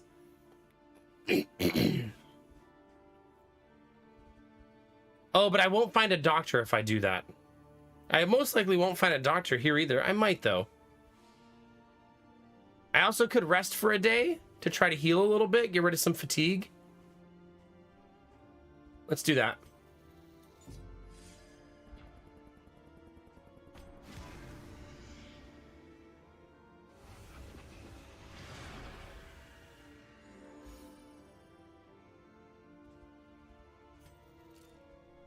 I assume the contagion spreading is a... If your people walk over this spot, they're going to get the curse type of thing.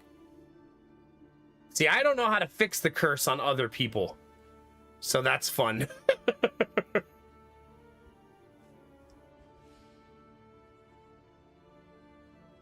Maybe I have to bring them in my party and then give them the cure.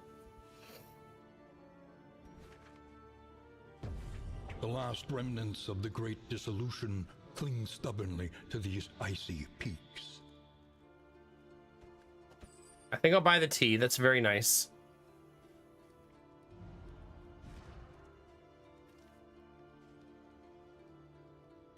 See, if I remove Natural Eye, I'll be so sad.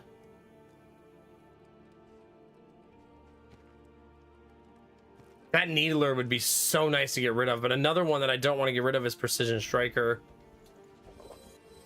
Okay, we did lose Creature of Comfort, but we didn't lose Precision Striker, which is really all that matters. And she kept Needler, unfortunately. Oh well. Fine.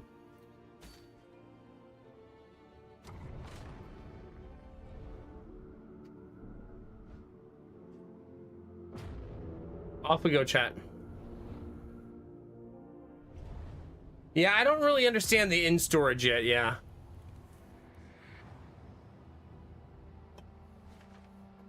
Like, I don't know if you can curry your items between inns yet. I haven't really figured that out. Okay, we have to go to the hospital. So let's go to the watchtower. Without proper reconnaissance. A hasty and reckless thing indeed.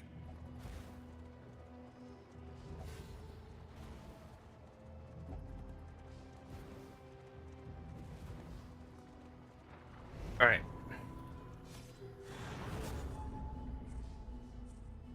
We are going to lose armor from the boat.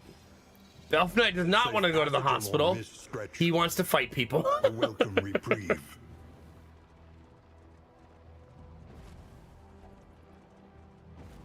Like, all right, Belf, we're going to the hospital to heal up our wounds. No! Murder only!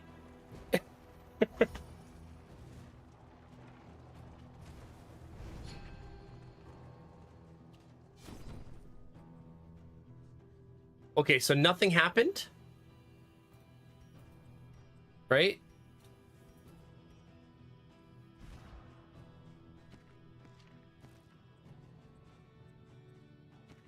Or did it happen and I just can't tell?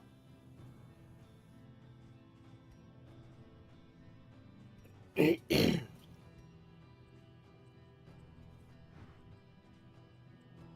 escalation 2 or higher to progress with the court. Healers on the front lines of plague-stricken regions. Plague-stricken regions. So I have to go find the plague. Okay.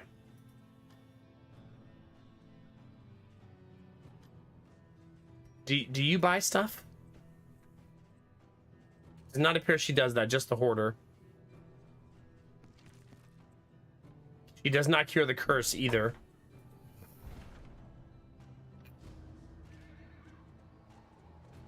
Hey, Crafton, how's it going, baby? Double fight to get out of here. Let's do it. Pillaging brigands, enriching themselves as the world collapses. A dazed fucking sucks, man. I think it's a little bit too good of a first turn item to not use ever. We're gonna have to use that every single time.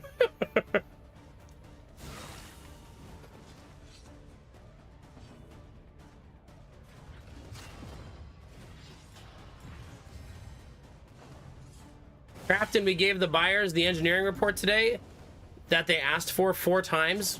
You know, we finally gave them the report that we paid $500 for. And they said, actually, we would like a quote from a carpenter crew instead. Malaise, measured and steady. That's what I said. But my agent decided he didn't want to do that, so... Chat has suggested calling his boss tomorrow, which is, I think is what we're going to be doing.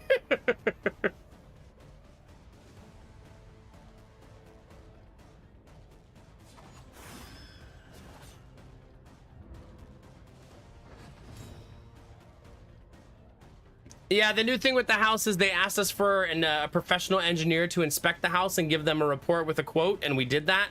And then they said we would like the quote to come from a carpentry crew instead. Asinine. And I told our agent that we should just tell them, no, you got what you came for, remedy period is over, like you can handle it from here. Like, what do they think, the engineer's lying? Like he's trying to trick them? Like he's not our friend, he's a random engineer I found on the internet. Like I don't know him.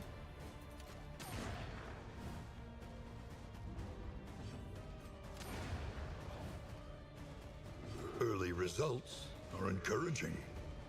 So yeah, one day, chat, I'm gonna join stream and I'm gonna be able to say to all of you, guess what, chat? They don't want anything else and we're smooth sailing from here. One day. Not today, but one day. 4th kid, no, you stop that. The only way me and Lady Mac could have a 4th kid is if we found a surrogate mother. Any takers?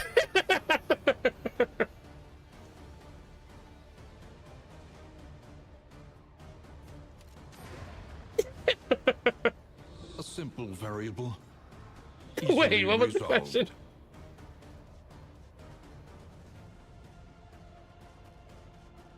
Yeah, Pelt, sorry, I wish I could do that. I would totally take you up on it, but they want a carpentry crew who would do the work to give them the quote. The thing is, the reason it's so annoying is they asked for the engineers so many times, even though engineers don't do construction, right? That's not a thing. But I guarantee you, the inspector said, it's got to be an engineer, right?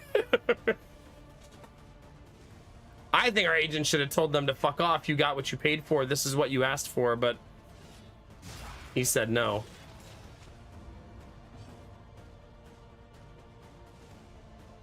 Well, that sucks. Yeah, they're the people buying our current house.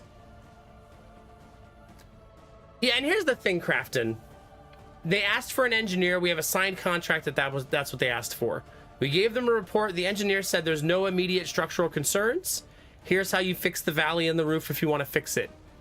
I estimate the cost will be under $3,000. And they said they want the specific number of the cost, not under 3,000.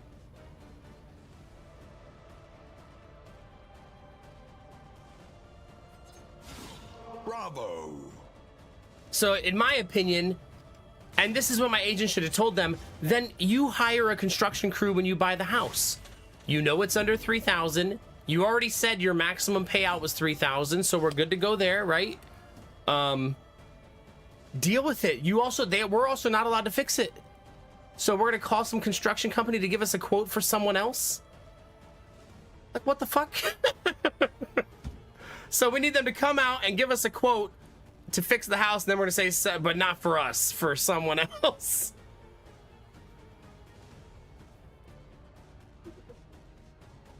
And we're just wasting someone's time.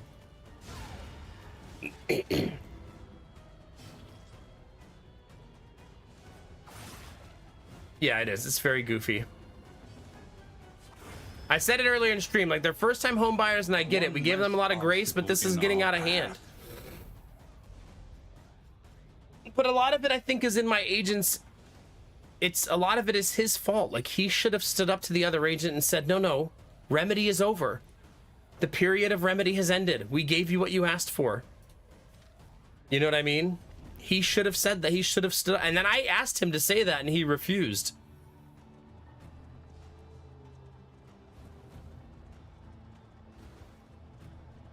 Yeah, well, even with a signed contract, Crafton, they can still back out of buying our house. I think that our agent has fear that that's what they will do. I don't have that fear. I think they want our house. You know what I mean? I think they want to buy it. If they back out of buying it now, we get to keep $1,000. But if they back out, we lose the purchase of our other house, so that we don't get to buy our new house. So it's tricky.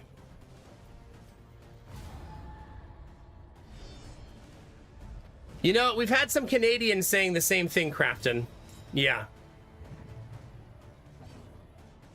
That 1K is so tiny, yeah.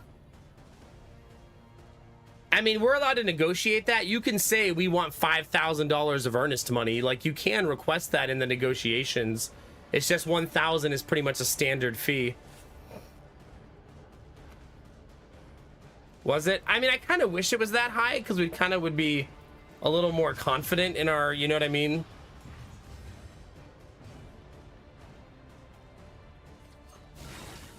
See, I mean, I kind of wish we were in that kind of scenario, Peltzari, yeah.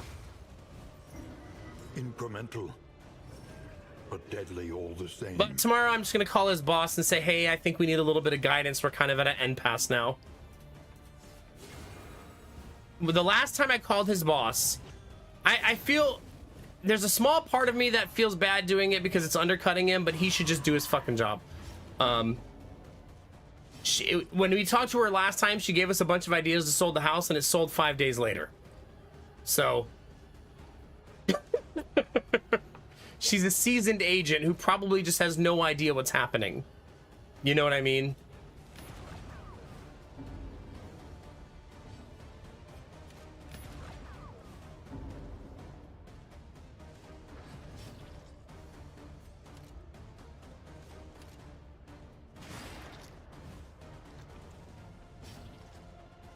No, I gave lots and lots of ideas and lots of opportunities to do this.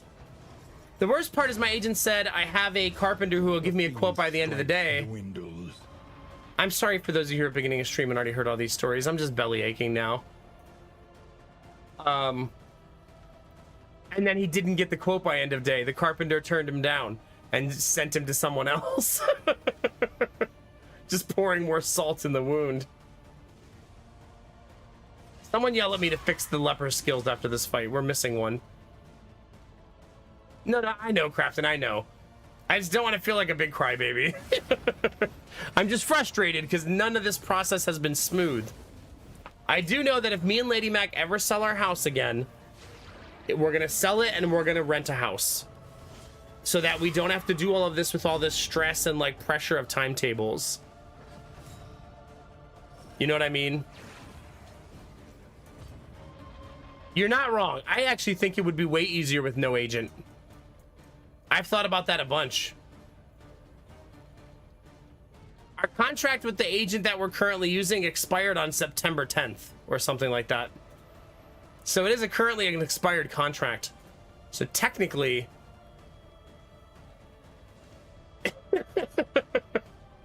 However, it's not that simple. It's not that simple. No, he's still going to get paid, right? Because he's still brokering the deal. But if we left the contract now, they could probably fuck us over on the deal. We just need to make it to the finish line. Just got to get to the finish line. We're almost there.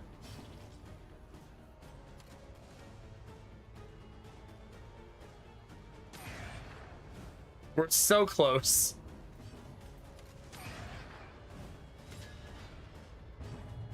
God, that daze has been brutal on her. There's so many times where she would finish a fight for us or finish someone off and just doesn't get to. Vorbara, how you feeling? It's good to see you. Why is everybody attacking him? Jesus Christ.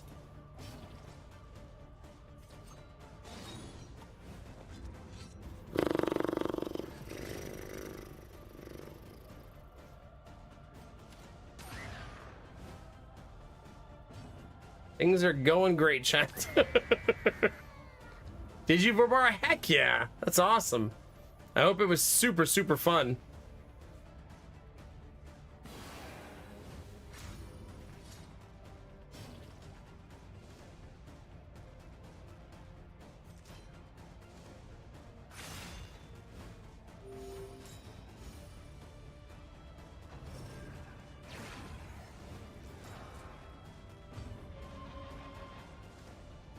We're in trouble, chat, a little bit.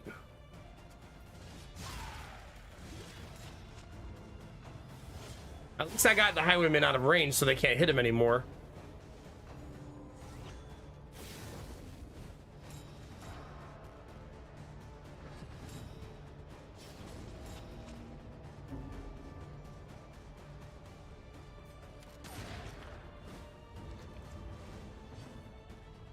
Did you? Okay.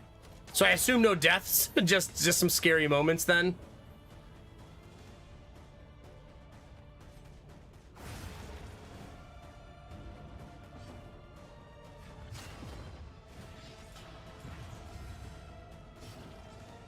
Wait a minute, you're not playing hardcore, right? You're just playing normal World of Warcraft, right?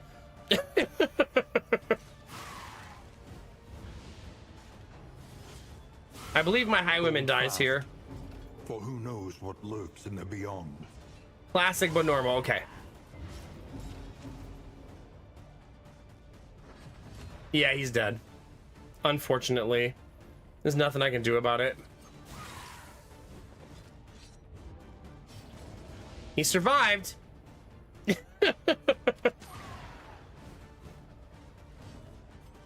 So he did pass his death check, thank God. He's also no longer bleeding.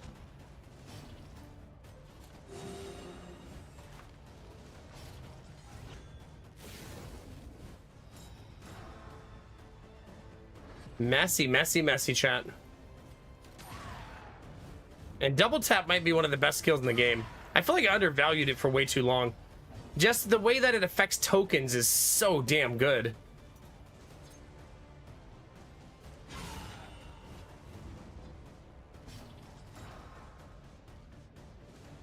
Hey, hi Gambler, how's it going, dude?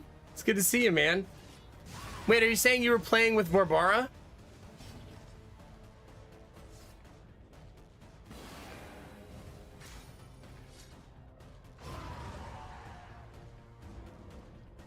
There we go.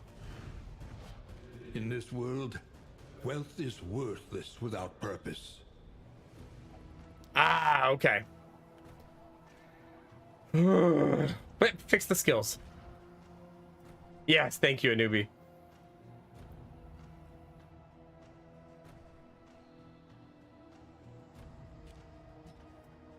And it's just the one skill that was no, it's two skills that are wrong.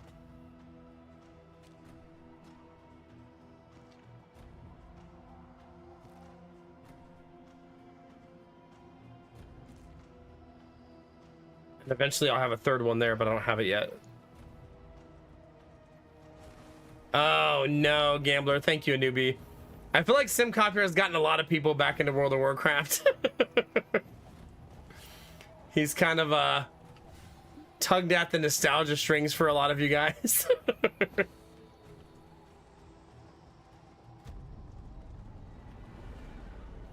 Derpy, just start saying that to them. I'm sure they'll take it well. Hey, top lane, fix your skill level, please. A trek into the wild country. Heroes on combat start will be blinded. Great.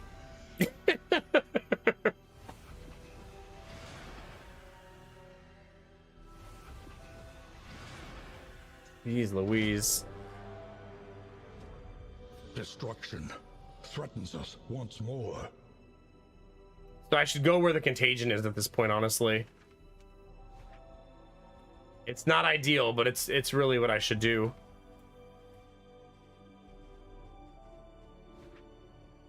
So that I can complete the quest. This inn might be an inn we let fall intentionally. But I'm top lane. Oh no.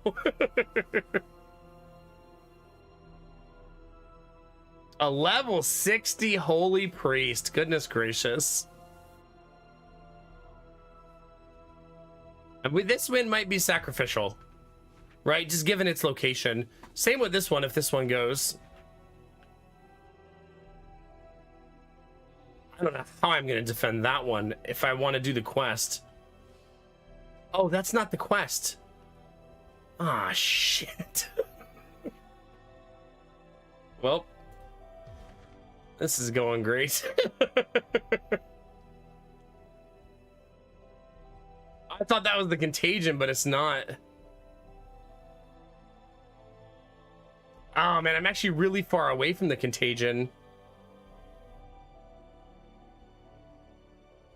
That means doing the next chapter of the quest is going to be really difficult.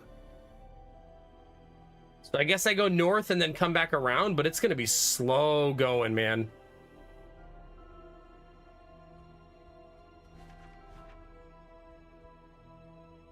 Yeah, it's going to be super, super rough.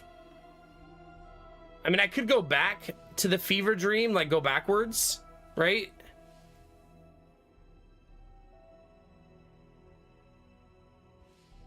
And then go underground to this side or to this side. Oh, I haven't unlocked the underground network over there. I could also go south and then jump over. That would only be 3 days, whereas this is 1, 2, 3, 4 days to get there.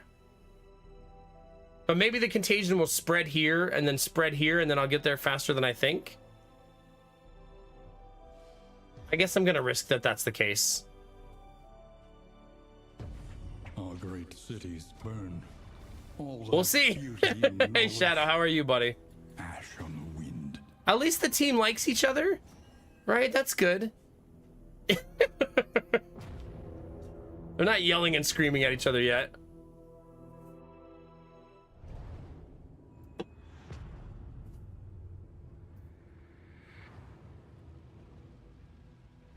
Behold, the great cities of man, ruined and aflame. Oh gosh, Derpy, yeah. The destination's never in question. only the route you take to get there. I guess I'll go to the doctor again. I guess. Oh God. Someone really has the curse. We have got to give Belf Knight that blood in the first fight. Otherwise, he's gonna fucking die.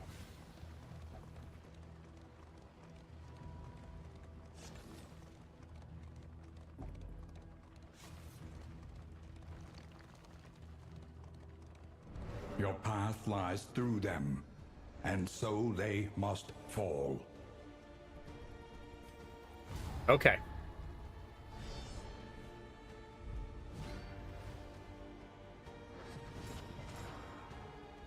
Ah, that dazed, man. It's so brutal.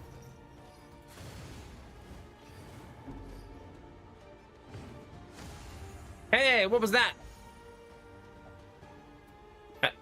Oh, it was 5 points of stress heal. Well, damn. I did fix the skills, yeah.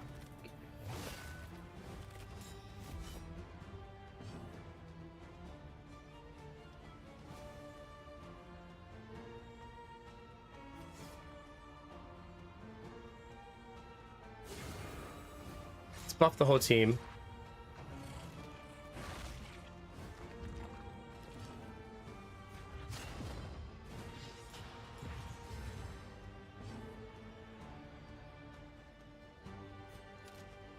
One, two. Survives with 1 HP. Never mind. Dedge.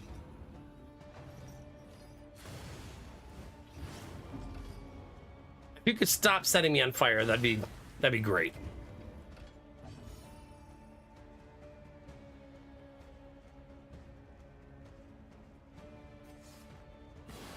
Maybe we'll remove some stress.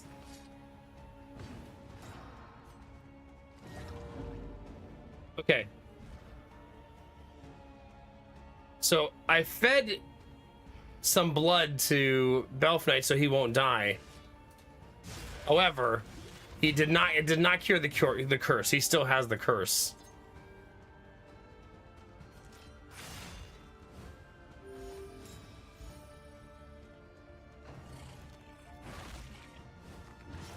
The fiend's strength dwindles.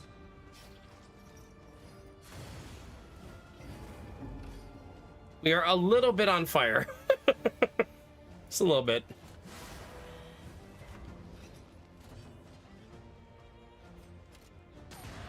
Five. Again. There we go. That's my tank. I want my tank to eat the counterattack. No setting yourself on fire. That's cheating. And he blinded me too. That's gonna be rough. I'm actually just gonna heal, since I'm blinded anyway.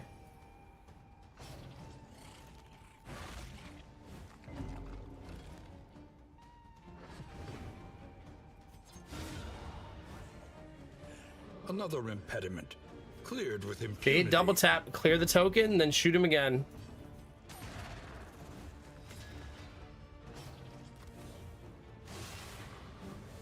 Solemnity for 44 points of heal, chat. Ooh, There only remains a 26. foothold out of this mire. Must have been debuffed. Now climb.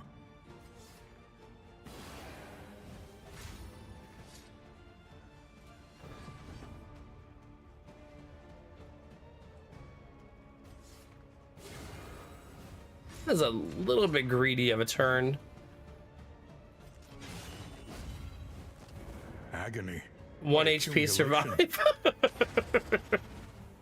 Those are going A around, chat. simple variable, easily resolved. All right. We got, oh, this is for duelist only. Great. Spoiler alert, chat, we don't have a duelist. A simple choice. At least it should be. All right. We're going to lose some tires here. Road's a little bumpy ahead. Still have 2 wheels and 2 shield though, so not like in danger of the cart falling apart. Do I have any resources for this? I have 26 relics. I really should get rid of the head injury, mostly because it's so goddamn annoying.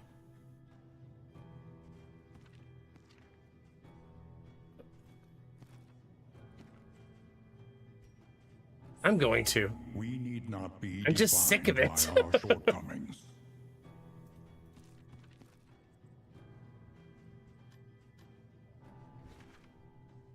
I doubt I'm gonna hit a hoarder, so I could possibly remove some fatigue. Bro code has 20% fatigue. There you go, buddy.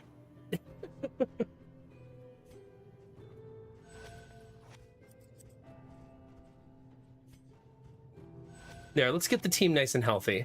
That feels better. I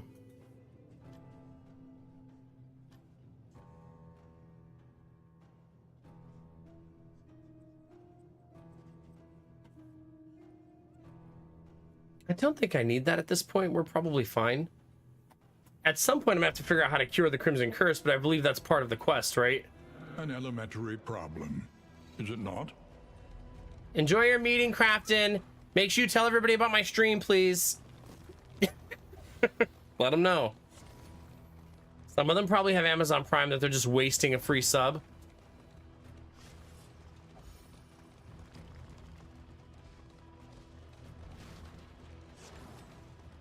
Another Churrigan's table? Oh, that's a nice start, though. Stealth plus they're blinded. That is a very nice start. Hopefully we can just blow them up in round 1. I'm also blinded, though. So I don't want to burn any big stuff in round 1 because of that. Squandered.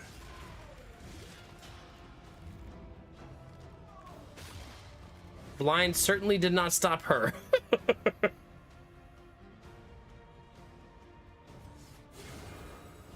Gonna give our team some tankiness.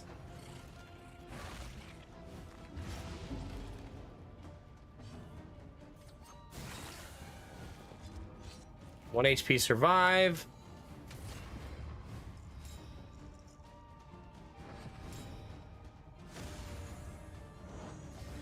Collaboration Ooh. confers advantage. Well, that was nice. That was very nice. That's a huge buff given because of their relationship.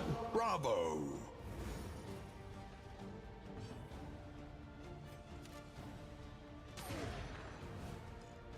Maybe I should have shot at the other guy. Just to remove the taunt.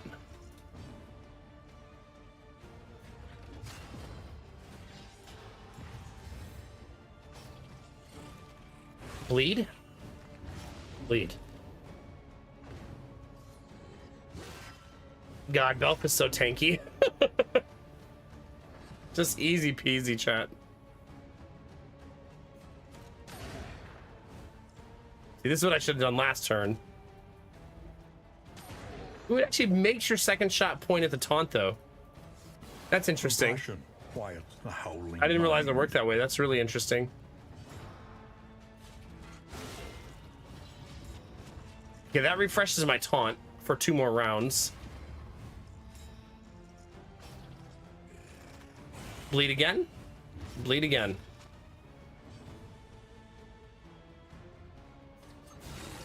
God, only 3 damage.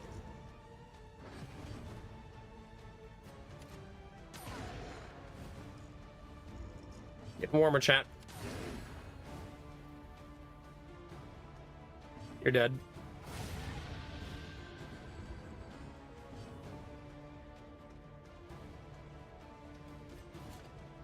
That's gonna look like a weird turn, but I don't want to kill him this round.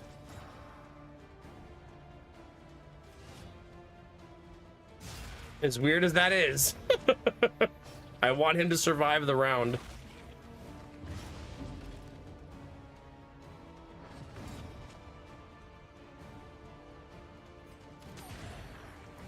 Now I do want to kill him.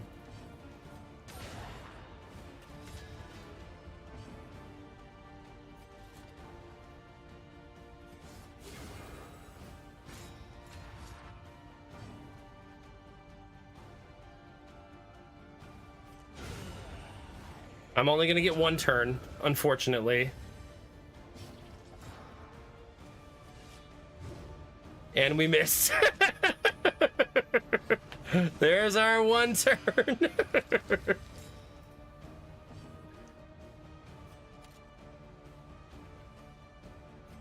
We really want to kill her because she stuns people. That'll do it.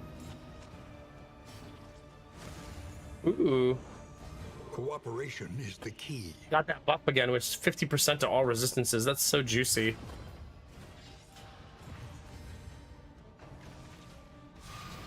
$20 damage? Yo, chill. Chill. Chill. Jesus.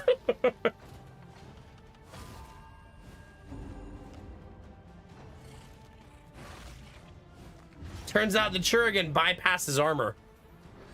Because that hurt like an SOB. I'm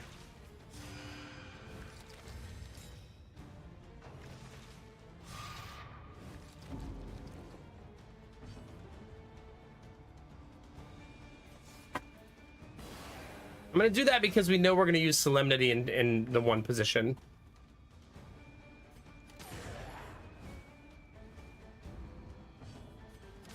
Nice.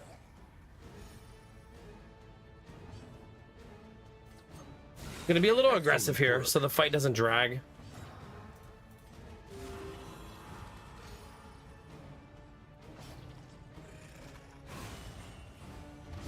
So much damage from a melee character from the 4 position.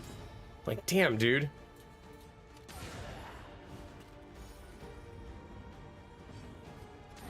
Okay. Messy, but effective. Ah, she's next. I can't save her. That's Rich so and poor shitty. alike. That's so shitty. Incremental, but deadly all the same. Yeah, what a load of nonsense.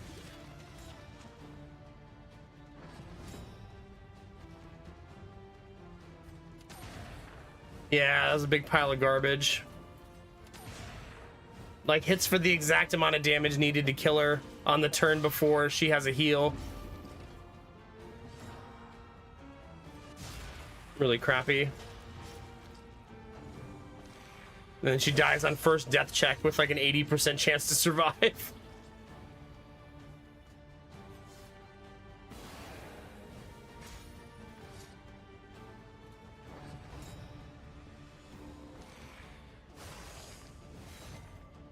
Oh, what can you do, chat? Sorry, Arden. I did my best.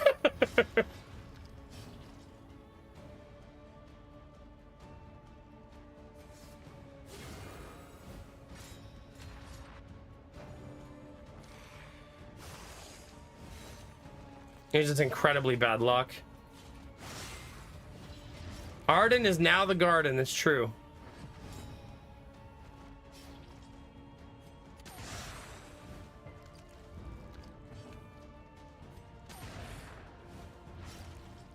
The Churigan has so much freaking health. No time to Oh, maybe we're falter. losing multiple people here, yeah. Well, we survived. There remains a foothold out of this mire. Now climb. Oh, we got a positive relationship hit there. That's nice.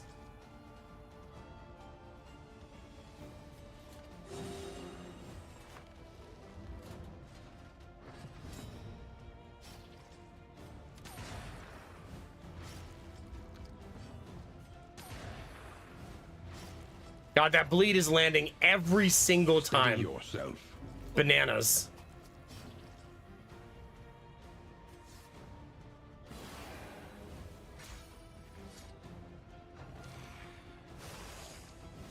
Look at that. It's landing every time. Sweat-soaked brows. Unsteady stance. 75% chance to dodge. Exhaustion takes hold.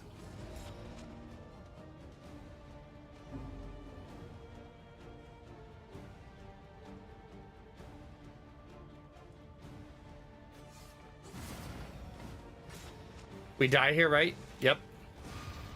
The turn before he dies, I die instead. He will find his way home. Can't make it up, chat. In life or in death, we are all prisoners here. I'm not sure why it's showing this, because I'm not sure how I progressed the quest there. I have no idea why it showed me progressing the quest there.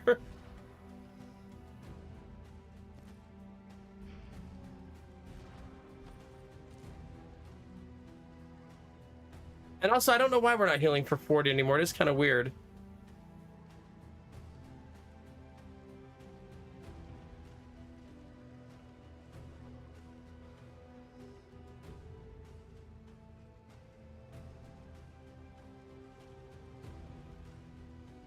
Yeah, I don't know. And we have to hope that the map, it doesn't have any other fights, but we're gonna have to get 2 more people on the team. That's not gonna be easy, because we're not really close to everybody else.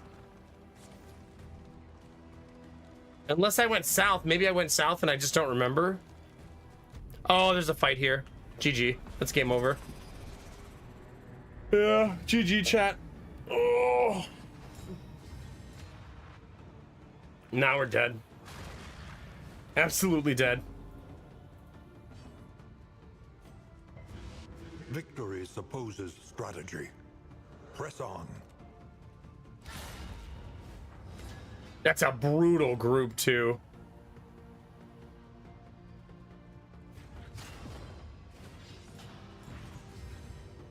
I don't think Crimson Curse affects your death resistance. For who knows what lurks in It the affects your beyond. bleed resistance by 5. That's not a major amount, but it does affect it by -5.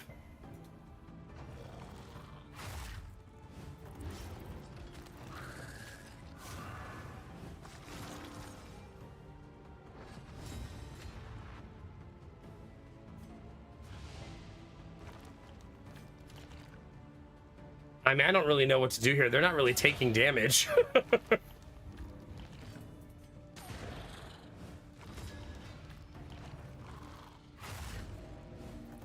They have 4 straight turns here.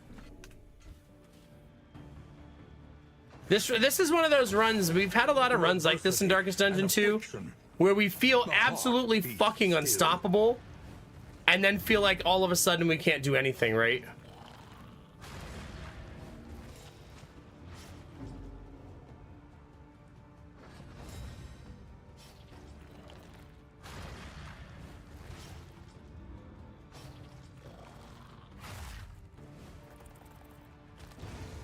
Not all who seek redemption will find it. However dilapidated, Why did it not just end the he run? might still serve honorably.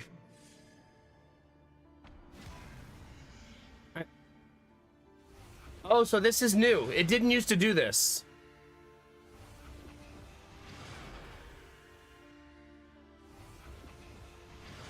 Right? It didn't used to just put 4 new people in your party like that.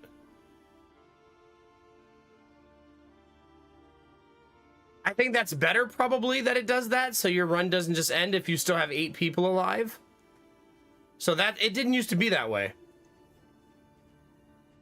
But apparently now it is. So this is my new team, I guess.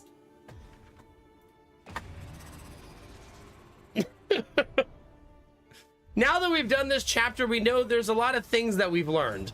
The most important thing is that the Plague Doctor is going to be fucking amazing in this game mode. That's a big one.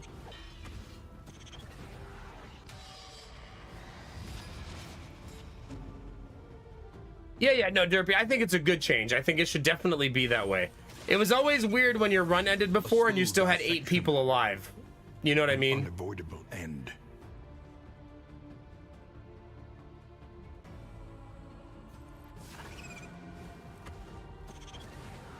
Like, yeah, I used to have 8 people alive, but too bad they're not actually in your party, you know what I mean? Trammeled, trapped, held captive by fear. Time for the big boy chat. And we missed. Because of course. Not only did we miss, but that miss caused a meltdown, causing me to untransform. Amazing. Amazing.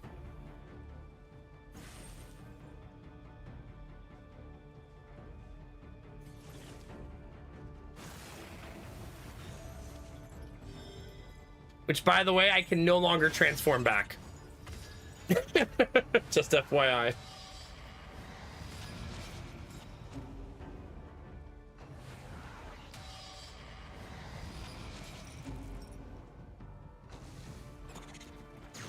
I did have a dodge token, it just didn't matter.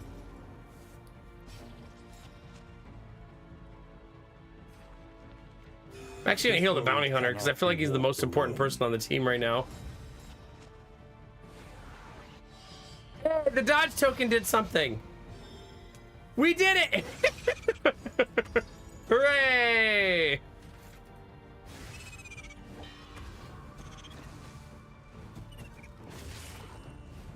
It's a brutal enemy. They give themselves dodge tokens, crit tokens, and they self-heal. Like, what a pain in the ass.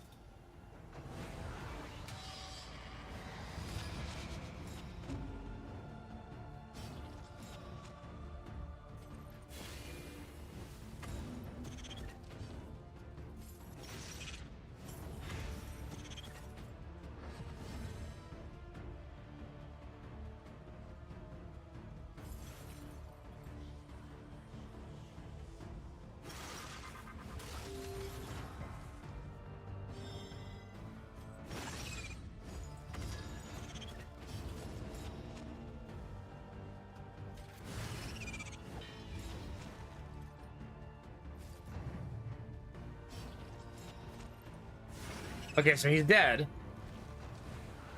But I mean, at what cost? Oh, he landed the bleed. Oh, you're also dead. We finally got him, but a turn too late. All problems have their solutions, even the big ones. He survived. But they have 2 turns in a row. We have not got a positive positive resolution yet. Still 0-4 on those.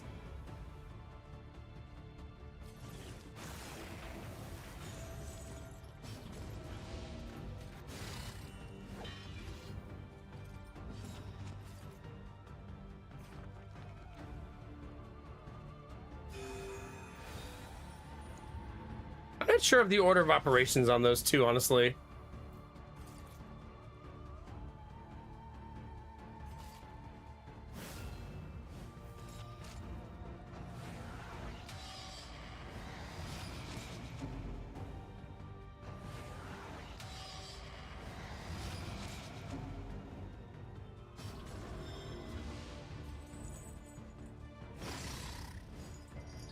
Got the inability to transform back. Also Pyromaniac, so he doesn't get to heal.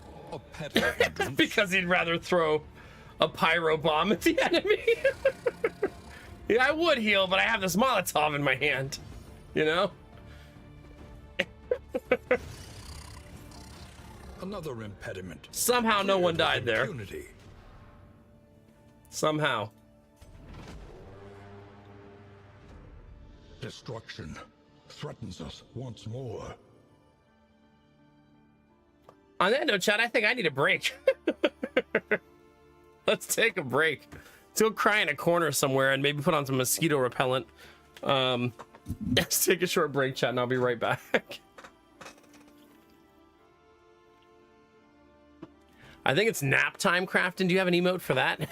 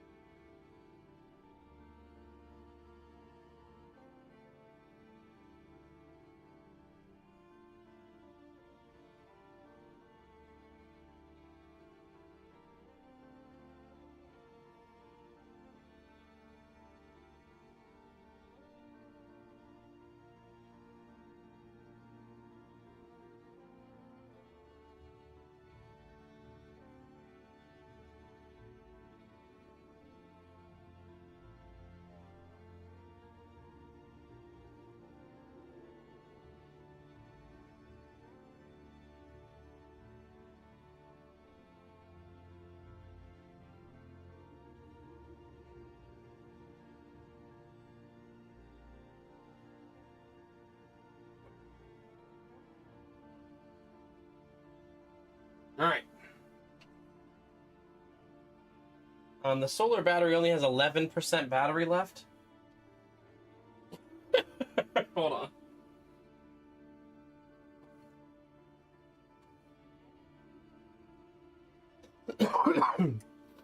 That's a smidge low, so we'll plug that in for a little while.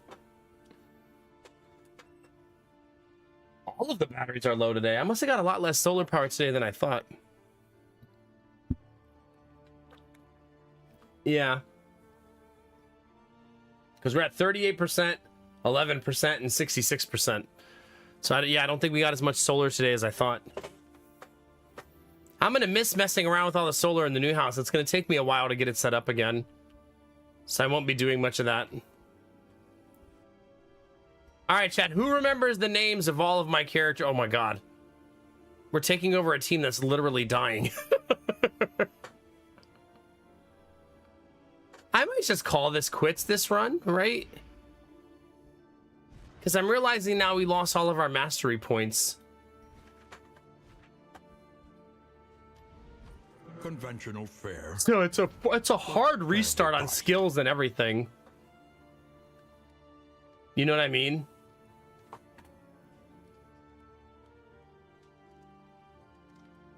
I am taking the solar panels to the new house, but the roof is a little more complicated to put solar panels on, I guess we'll say.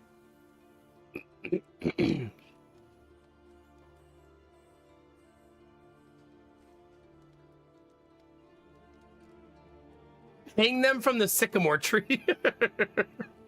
Just like decorations, like ornaments. You still don't understand American houses and panel, like why use solar panels? Is that what you mean?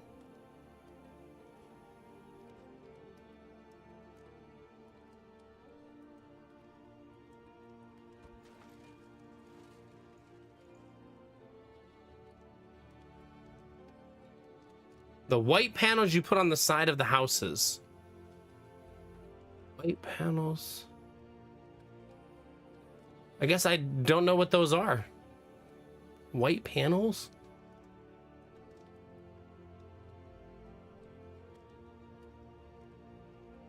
Oh, you mean siding? Well, the siding is just to stop water, right? It's not structural in any way, right?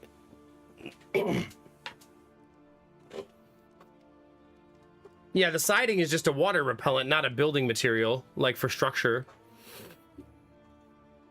But I mean, American houses are designed with a wood structure and a concrete slab, right? So that's how traditionally how we're built. All of our foundations are solid concrete or brick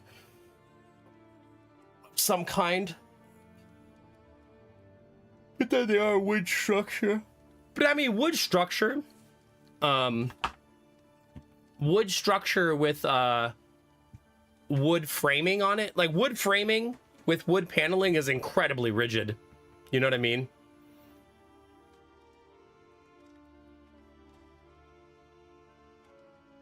Yeah, my house is also not white. I don't think I've ever lived in a white house before. Our new house is beige-ish. Beige and brick. And our current house is brown and brick.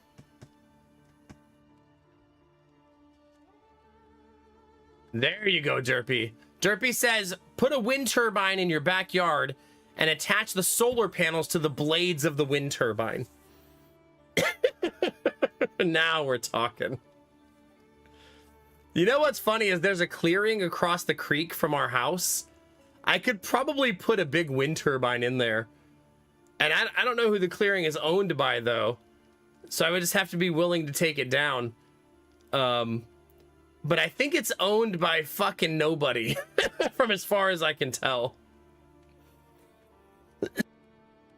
How do you do that, chat? Does anybody in chat know how to do that?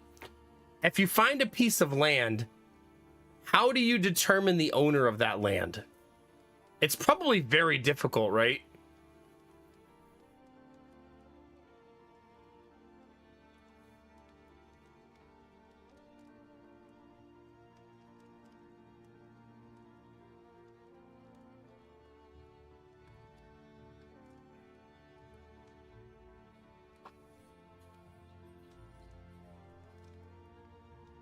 I wonder, maybe for the lulz, this is a regional thing, because here, we still build with OSB.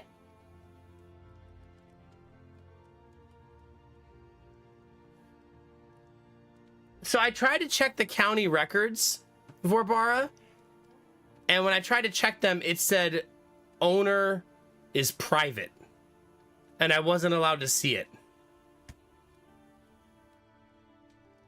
What is OSB? It's laminated plywood, basically. I think it's because the piece of land I'm talking about is not like a parcelable piece of land, if that makes sense. You know what I mean?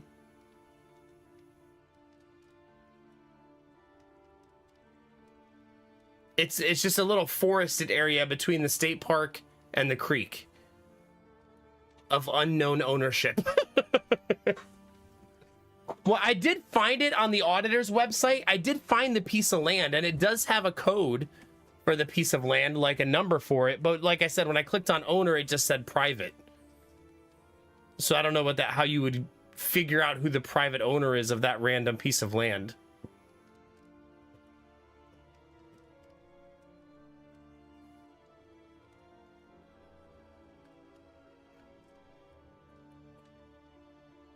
Yeah, I mean, I think OSB is considered to be a good rigid material for building for siding. I think the main purpose of OSB on a framed structure, though, is to give rigidity. It's not a structural component as much as it is a tie together opponent, right? Component of house building.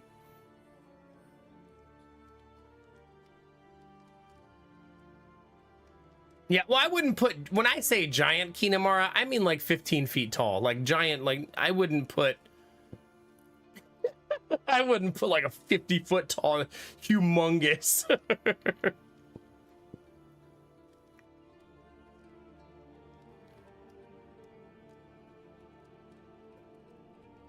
Oh yeah.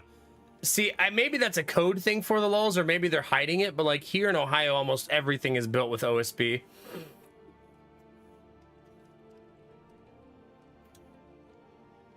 Yeah. Is that what I mean, Kinemara? Yeah, I want a 500-foot tall.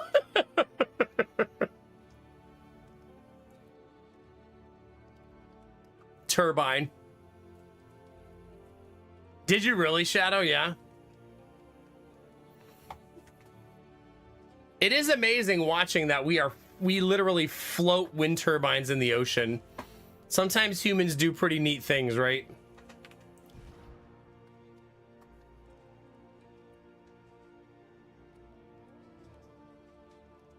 Chat, I don't know if I want to grind this back out. I think I want to start over.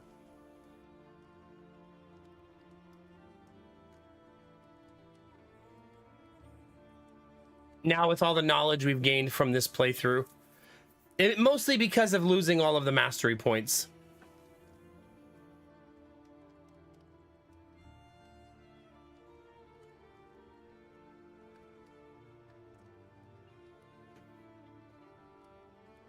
Yeah, for sure, NRL. Yeah. Like I said, it's not, the OSB is not meant to be increasing the strength of the structure in terms of, it's more of like getting like against lateral forces, not against compression forces, yeah. I lost all the mastery points because my team wiped.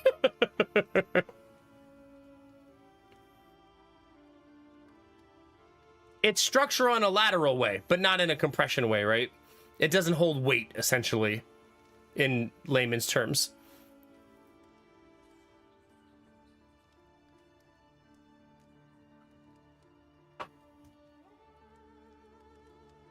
You can have a team wipe and not... Yeah, I'm not playing the roguelike mode. I'm playing the campaign mode. It's a newer mode. They didn't... Well, that wasn't there at launch.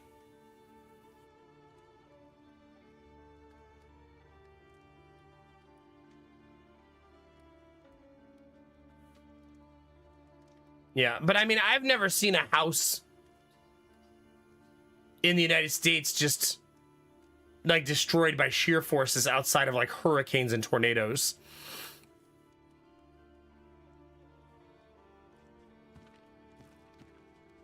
It's not like our houses in the United States are just toppling over. You know what I mean? Don't get me wrong. We're buying a brick house. Like it's brick in the front. It's not brick structural. It's brick facade. So it's real bricks, but they're not the structure itself, right? It's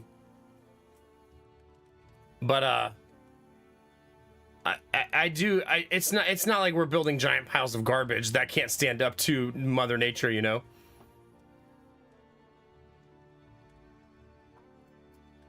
Yeah, I mean, houses in the United States probably have snow loads that occasionally take a roof out too, right?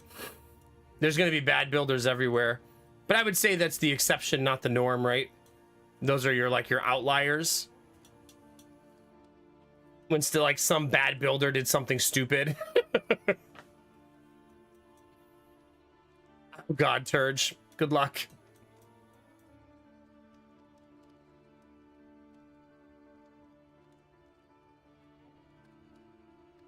Yeah. That's like a perfect storm of bad things, NRL, though, right? Because, like, if you're building a house in, say, New York, the state of New York, Western New York, upstate New York, there's going to be codes that require those roofs to be built properly to handle snow load. You know what I mean? Yeah, exactly, Vorbar. Kind of the exact, yeah. Same thing, same wavelength. Yeah, if you're building in Florida, you typically don't take snow load into account, right? But if you're building in the Northeast, you have to do that.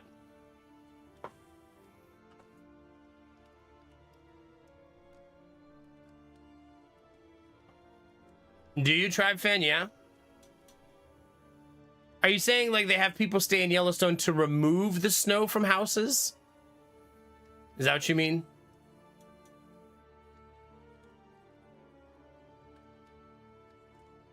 Oh my God, Turpy.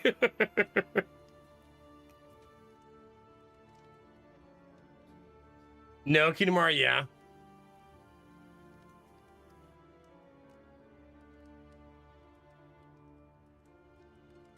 Yeah, I've never heard of that before for the lulz. That's weird. I don't think in my lifetime, I don't think I've ever seen a house built with not OSB. It's still really, really common here. It's cheap to make and mass produced, so it's really, really common. No one builds with plywood anymore. My house right now that I live in is built in plywood. OSB is the glued chipped boards. You've all probably seen OSB before. Like when I show you a picture, you're gonna go, oh, that wood.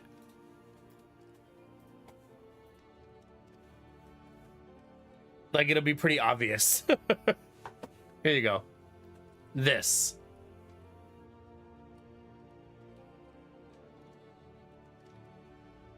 Oh, that's true, NRL.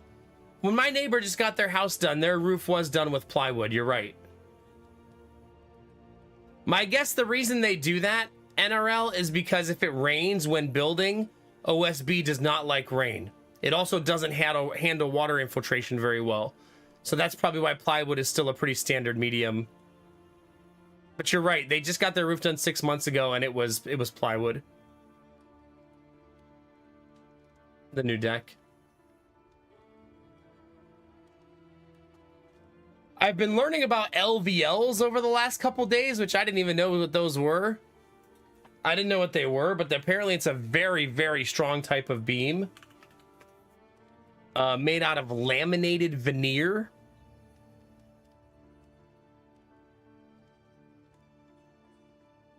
And apparently it has really, really good bend resistance, which is why they use it for beams.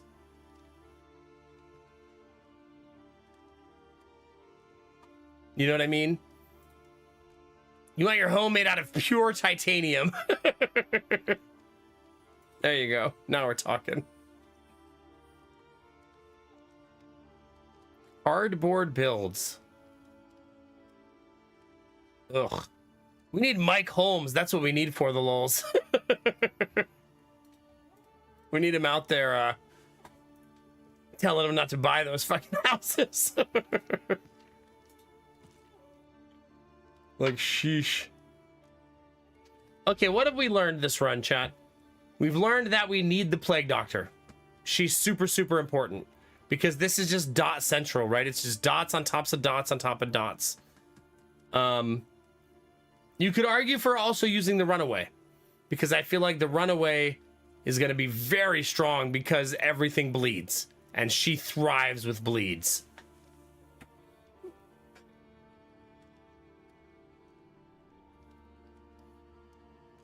Yeah, I don't know, Tribe Fan. Like I said, it's a hard thing to pinpoint, right? Because all regions will do things differently, right? So I only know how they build houses in Ohio. But all across the world, all across the country, there's going to be so many variants. It's also good to do your research, right? If you're ever hiring a builder to build you a house, you should definitely read about their work and see their past experiences, because you want to see if they're a shitty builder that does terrible things, right?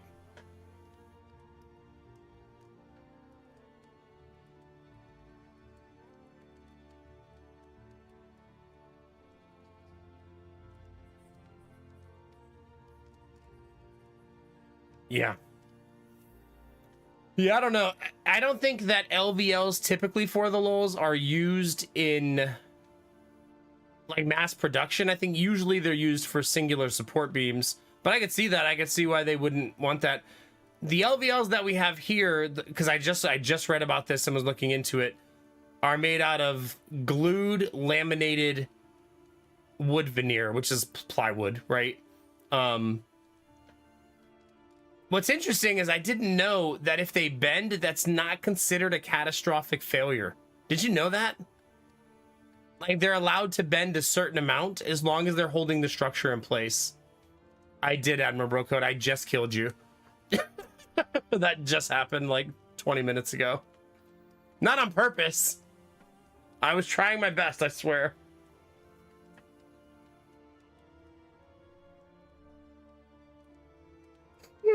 Excuse me. I mean, good builders aren't going to use like that cardboard shit, right? If you're hiring a good builder, they're going to build your house properly, hopefully.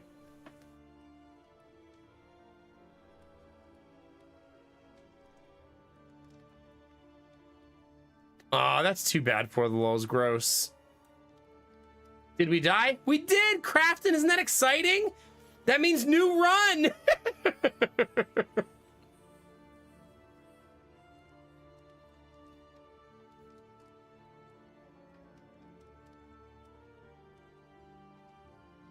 Is there a... I wonder... We'll go mess around with some stuff, chat. I do think I'm going to delete this run, though. I think it's a little bit too much to piece back together again, and we'll start from scratch. We're going to call that wipe a Kingdom Ender. We made it to day 11.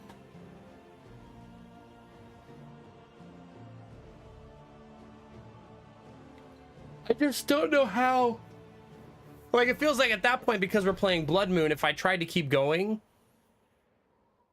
I mean, I could try. It just seems like... we're doomed? I don't know.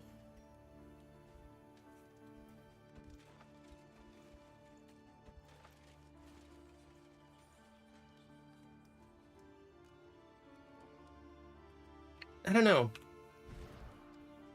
I mean, I suppose I could try to drag us out of the doldrums and try to get back on track.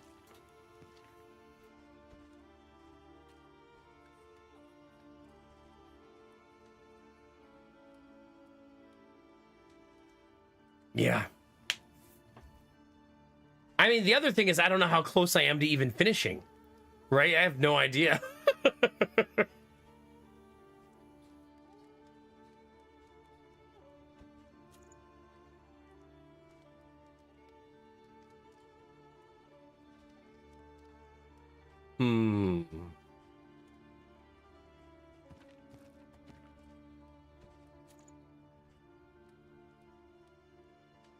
Do I still have my bone saw? Is that a thing?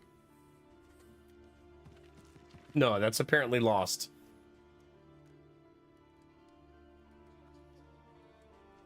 Oh, sorry, stop it. So the Man-at-Arms becomes our new tank, right?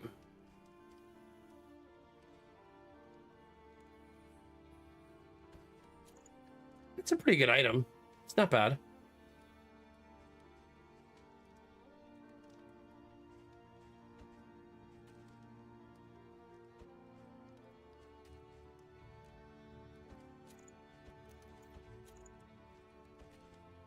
Okay. I'm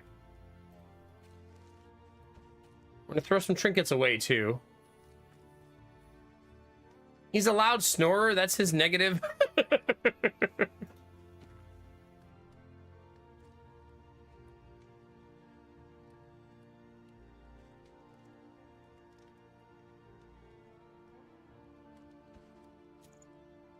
Doesn't seem terrible.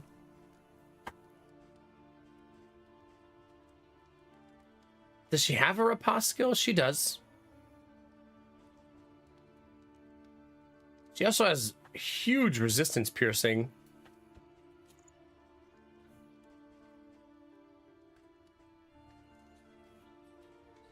We'll see, I guess. Oh, chat. Goodness. Goodness, goodness, goodness.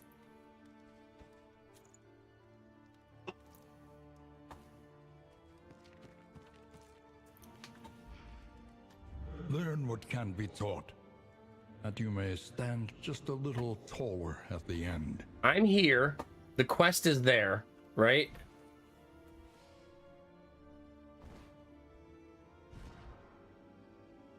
She is on the brink of death, unfortunately. We have not found a Crimson Curse heal yet. What's her outfit look like? Ooh. Let's put all their infernal gear on. Okay, hers looks amazing. Oh man, his too.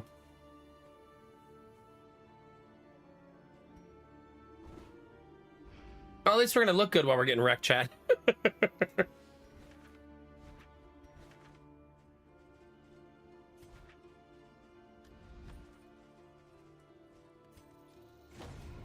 Victory cannot be achieved without investment and infrastructure.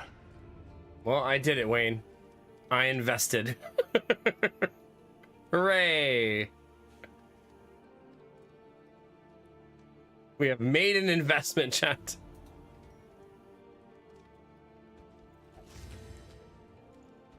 All right, where are we going? The Tangle? Oh, she's wasting away, though, so that's going to be really tricky. The next stop is leagues away. Plan accordingly. Healers on the front lines of the plague-stricken regions must be consulted. Okay. I'm going to keep going, chat. Why not? Deep.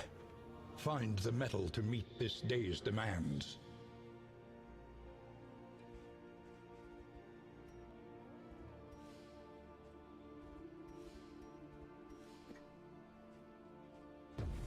Modern If we die, we die. Resignation and death. This land is truly barren.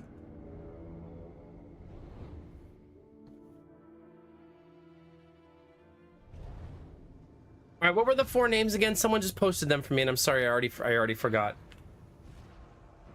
We have Kinamara, Arden, Rewards Admiral Brocode, only. Resignation.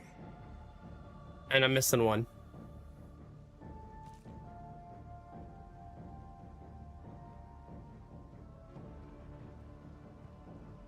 Belf Knight. Okay. So we're gonna go Belf Knight here.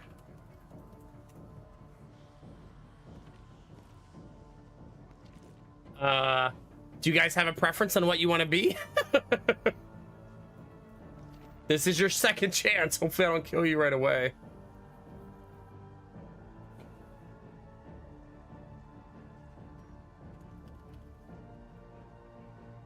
Oh, you said that one, but you meant Hellion? Okay. But you both want Hellion?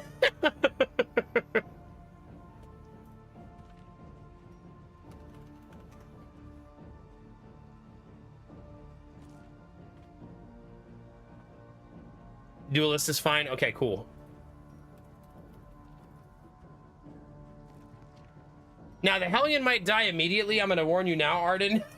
She's currently wasting away with the Crimson Curse. And I do not have a cure. Consider all variables, but do it quickly. We have to go to the hospital. Because I'm pretty sure that's the quest. I'm just We guessing. venture blindly But I'm forward, pretty sure. at the mercy of the road and its myriad dangers. God, road fights are so annoying. If I find some blood, I'll gladly let Arden drink it. How's that sound?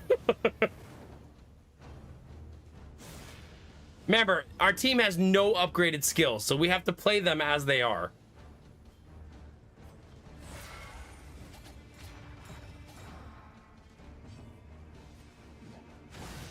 Unfortunately.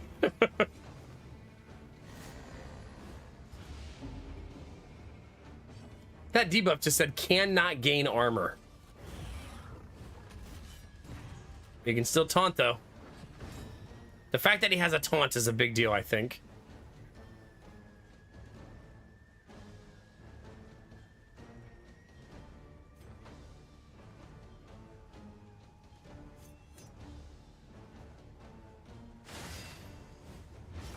Ugh.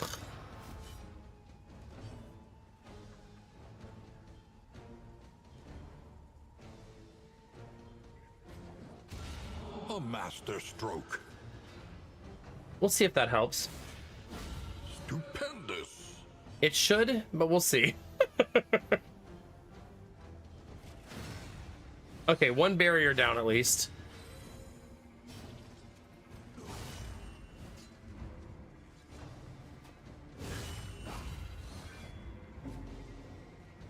The pain. The pain begins, chat.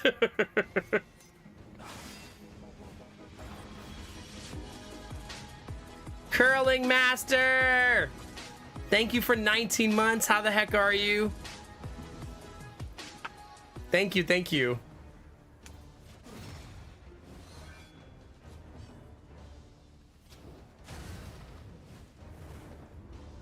Who wouldn't love a high with a bit of money attached? To be fair, if you say hi without the money, I still respond. Messy, but effective. I'm not like, ew, that's not even a resub message. Gross.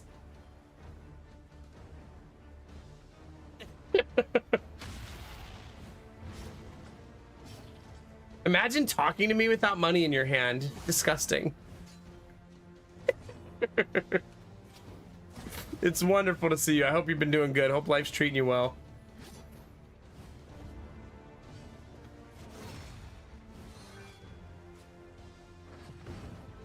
We're missing a smidge of health. There we go, chat. A lesson taught is a lesson learned.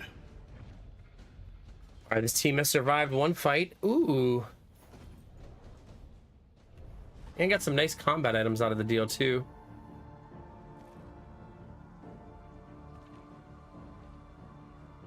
Especially this one.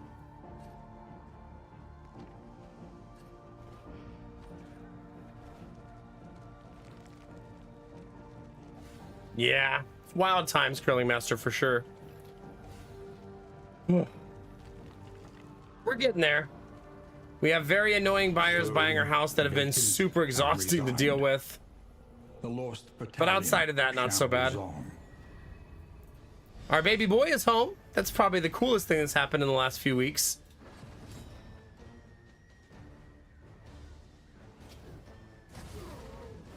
He's been doing this thing, chat, that I'm not super fond of, though, called, what's the word? Crying? It's a new thing he's trying out. I'm not super fond of it.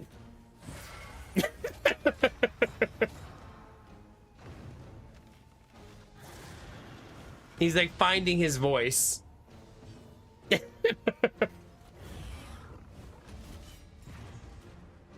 Whoa, Crafton, I've got some bad news. Also.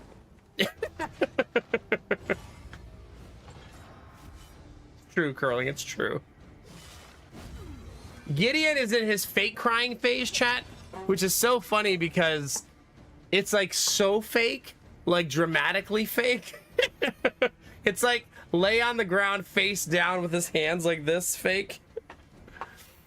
And if I say, if you don't stop crying, I'm gonna put you time out, he'll go, ah.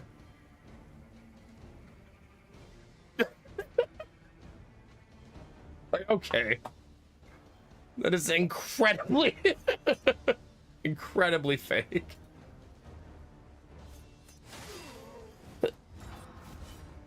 Do they craft them? Once they have your attention, they just stop. Oh, haha, JK.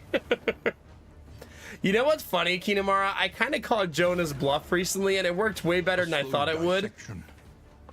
Jonah looked at me and he said, what did he say? Something like, he was asking for like candy for breakfast. And I said, no, you can't have candy for breakfast. And then he started doing his like fake cry face. Like, but I really want candy. And I said, well, maybe you should cry about it. And he goes, no, I'm not gonna cry. Checkmate. All this bluff, chat. If there's one thing I've learned about a 3-year-old, chat, if you tell them to do something, they're gonna try to not do that thing. The enemy weakens and wanes. Stupendous.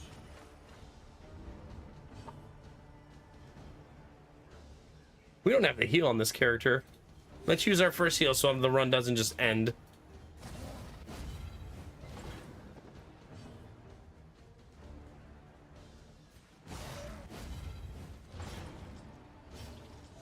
You guys are going to be really shocked when I share this with you, chat. You know the Don't Say No Mom in the daycare? She came to Lady Mac today and said she lost her babysitter for her son. And Lady Mac said, oh no, what happened? And she said, well, he started punching the babysitter in the face and scratching her and grabbing her and trying to bite her. And Lady Mac was like, oh.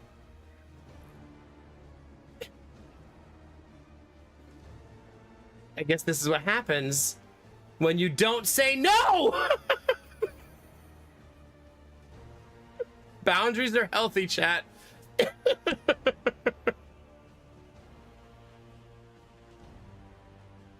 As it turns out.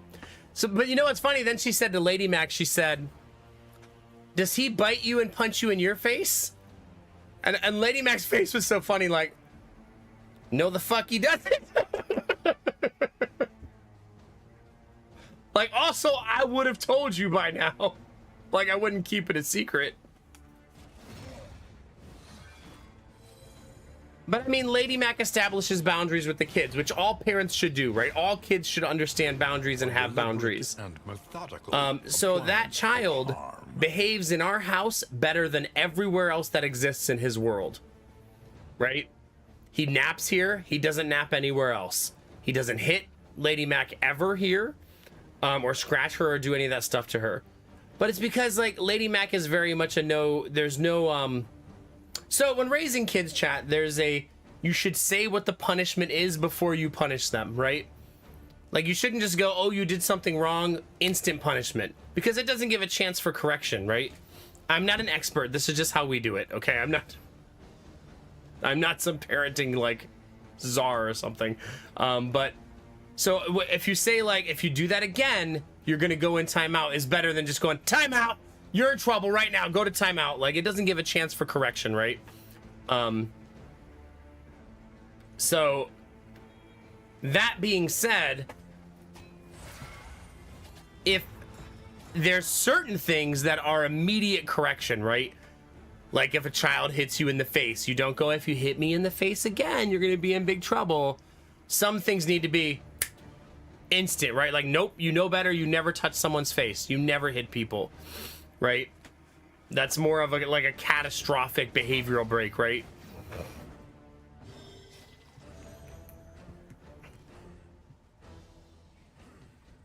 Yeah.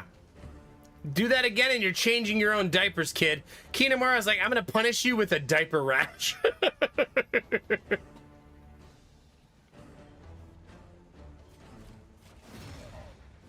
I'll show you, you're gonna have an itchy butt for like 5 days. slow dissection. Checkmate, kid. An unavoidable end. But like that the don't say no child has had moments where they do something like hitty or bitey or scratchy with Lady Mac, and they just go straight to timeout and they stay there. Because some things are, you need to establish a boundary, right? Okay, Snakebeard, but English only, please. Persistence will overcome even the greatest of threats.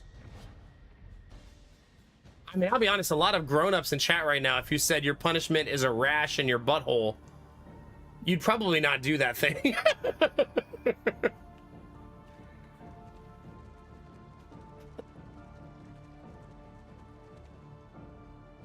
Oh my god, Curling, please. You know the weird part, and I've said this to you guys many times, I believe in don't say no parenting. I think it's a very, very good parental mechanism. I do.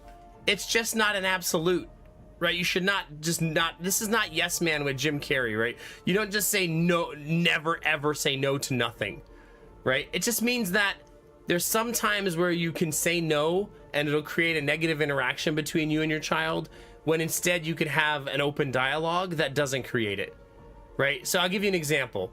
Jonah said yesterday, he said, are we going to Blue Target today?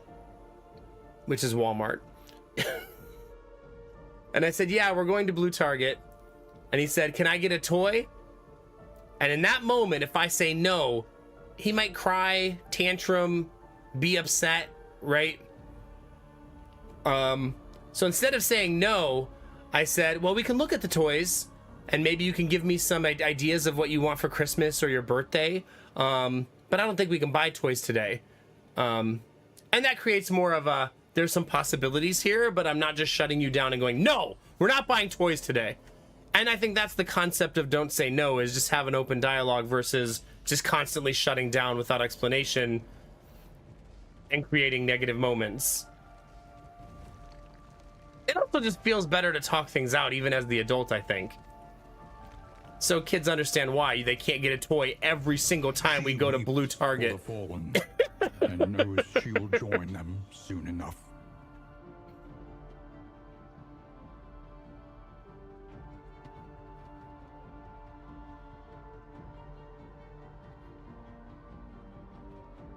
Yeah, for sure, Curling Master.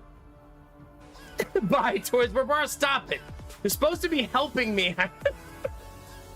What are you doing?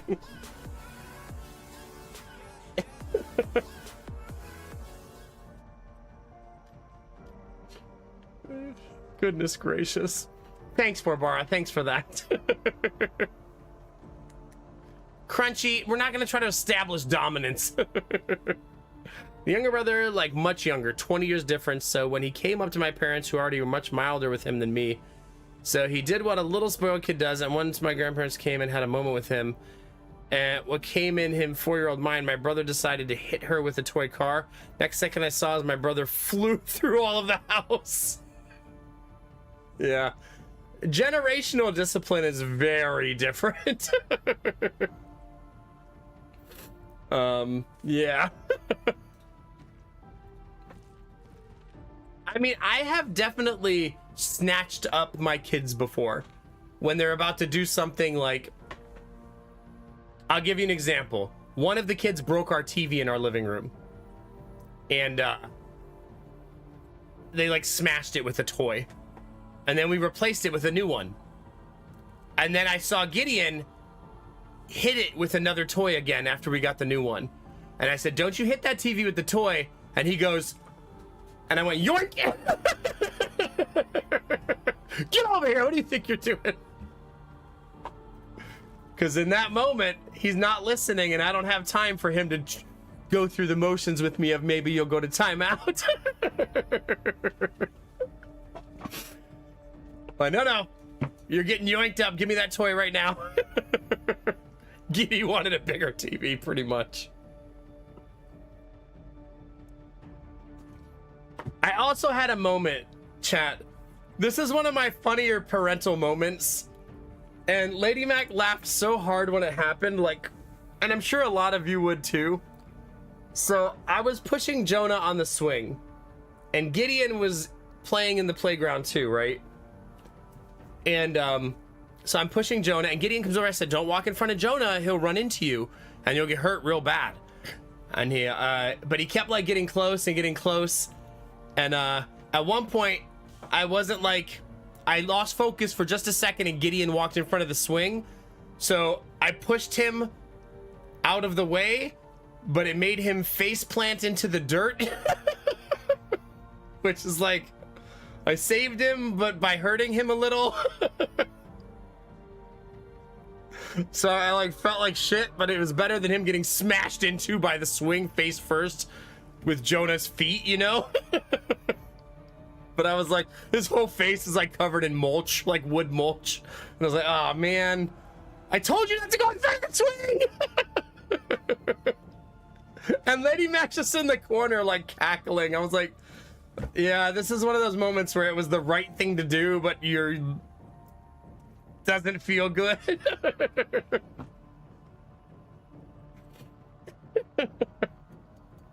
Like, I kind of want him to get kicked in the face. Like, yeah, good times. Those parental moments when you have to choose the better of two bad outcomes.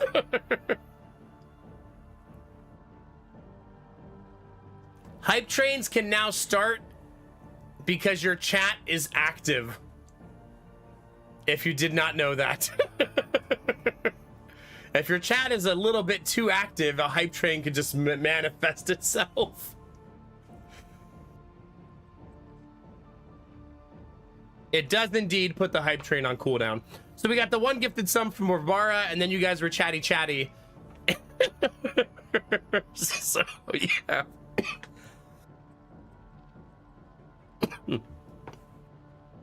At least we're talking about the hype train with more than 30 seconds to go, unlike the previous one today, where I was like, oh shit, there's a hype train. It was like 32 seconds ago. Like, oh, whoops.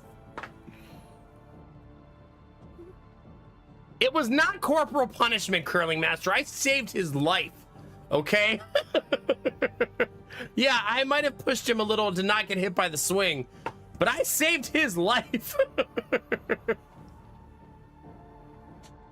There was a hype train. Yeah, like I'm telling a story about the recent hype train.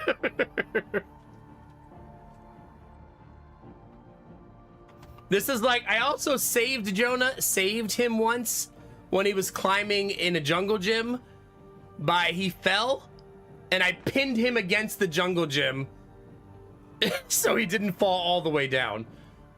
But I had to like catch him by like pushing him against the jungle gym. And he's like, that hurt. And I'm like, trust me, kid, you were about to be hurt so much worse. Better than him falling, because he was upside down when I caught him, falling head first into the ground. It's like those videos of like dads saving their kids. It's never in some like gentle, like, oh, I caught you way. It's always like grabbing them by the foot. So they don't fall face first into the floor. Yeah, good times. Good times, chat. What am I even doing? I don't even remember.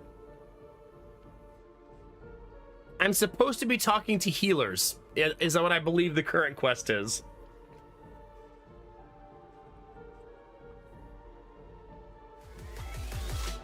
Shadow! Keeping that hype train going, baby. Wait a minute, is one of those gifted subs to touch me, senpai?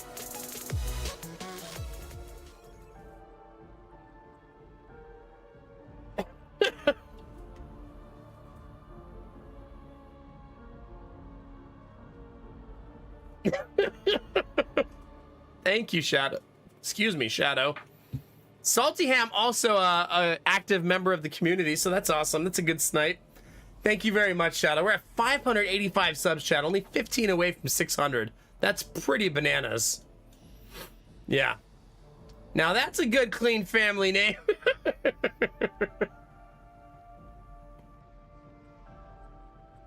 Goodness gracious.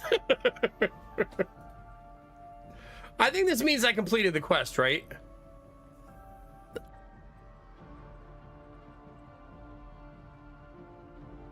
I guess I just need to get to the end, is what this is looking like.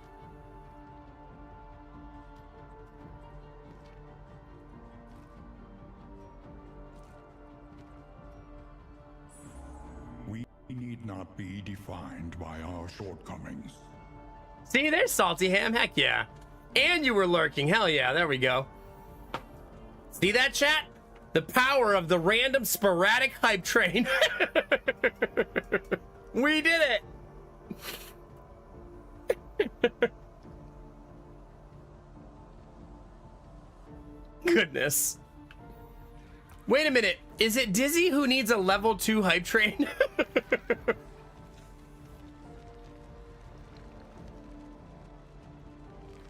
Oh, you need a level 1. Goodness. She has like all of the emotes unlocked except for that lower level emote. You can get it with the higher level trains though, Dizzy, right?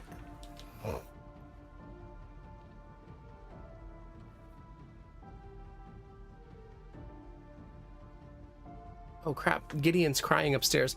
All right, chat, you guys are gonna have to hype train without me. I have to go take care of my son real quick. Okay. So you guys hype train without me. Behave yourselves, okay? Okay, Dizzy, good. Thank you for the Gigantify. I'll be right back. Hi, Bagel Bagel. Good to see you.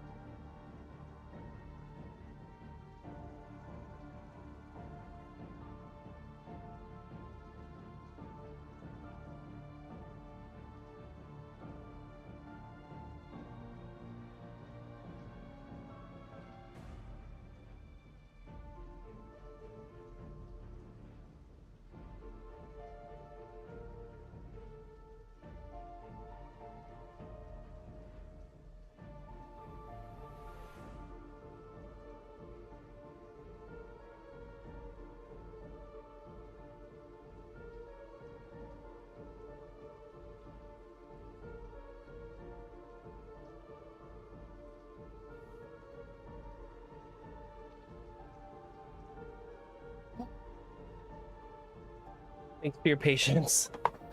Gideon was having a bit of a moment.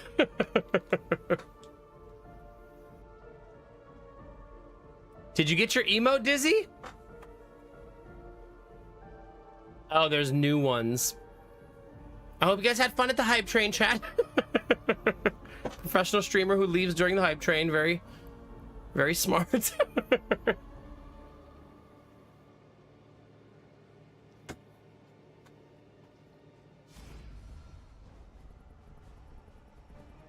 What if I just stopped fighting, chat? It's like, later, jerks. That's right, I didn't want to get run over by the hype train. It was for my safety. Yeah, for sure. Both of the boys are in bed with Lady Mac now, and Gideon was crying, chat. Speaking of irrational children, because Jonah was closer to mommy than he is.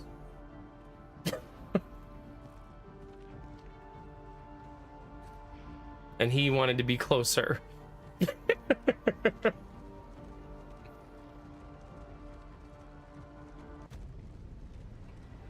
true, Snow Queen.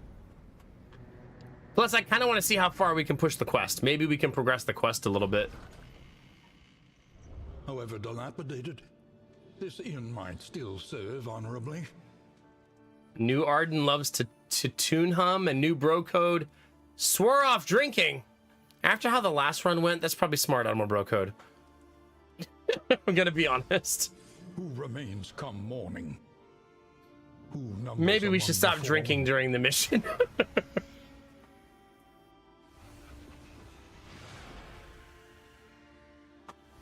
It is kind of cute, but highly irrational.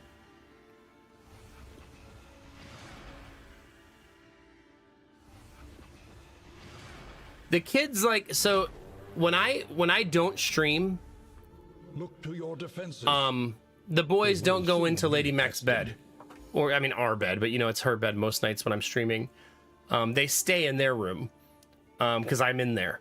But if they wake up and I'm gone, they both go into mommy's room in the middle of the night. So we're not co-sleeping, but some nights we're co-sleeping by force.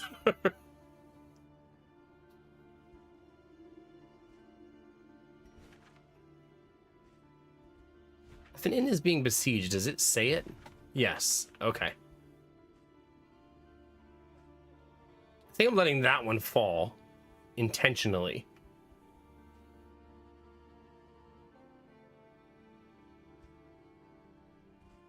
Now what? What's next? I'm not actually sure.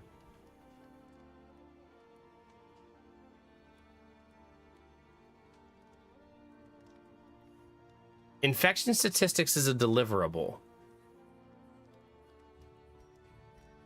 That's so vague, though. All of this writing, all children under my care seem mercifully unaffected by the contagion. So what am I supposed to do with that? The next stop is leagues away. It's not a Plan stagecoach item. accordingly. Maybe I don't have enough? I already went to the hospital with it. It's looking like I just need to keep going to contagion regions, and maybe there's more than one of these. Right? Like, maybe I need to see if there's another one. Listen. Practice. Improve.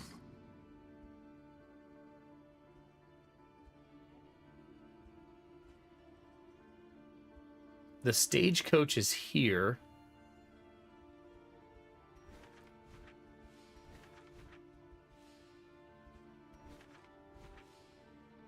I suppose we'll go north, chat, right?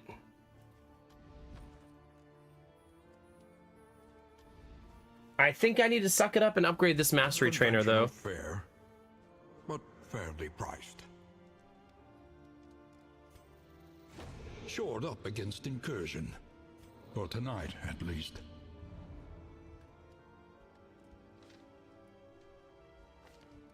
Yeah. Oh, man. Oh, well. That's a bummer. I need the path discount to take the path. All right, let's unlock Taunt. We need to unlock the heal. That one's really, really big.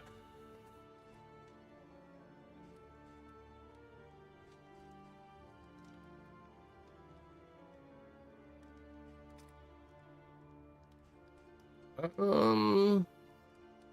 does her trinket work? Riposte skills have plus 10% crit, so I probably want to upgrade that. It cannot be upgraded.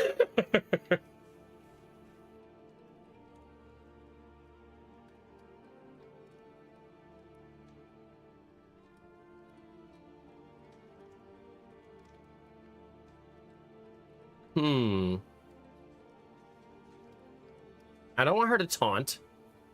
Fléché is a really good skill. We could take that literally just because of how fun it is. But I don't like the idea of moving the Hellion backwards. This team kind of has to stay in position, I think.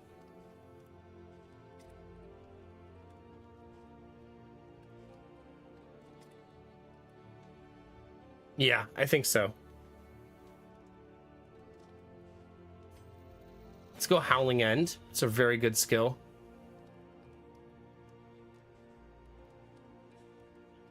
We're going to replace that. We're going to keep that. We're going to keep that.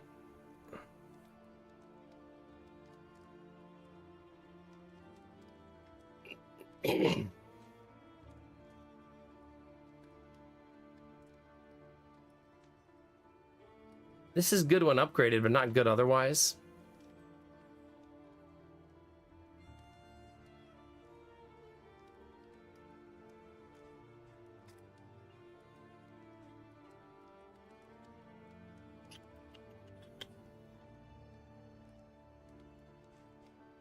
Trying to see if she had another riposte, but it doesn't look like she does, at least not built into her current configuration.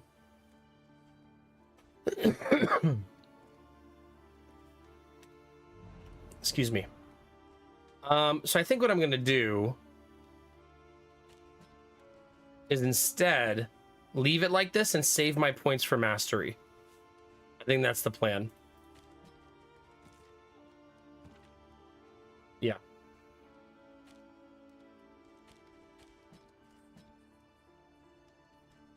She could use another skill, though. She doesn't have anything that I'm terribly interested in using.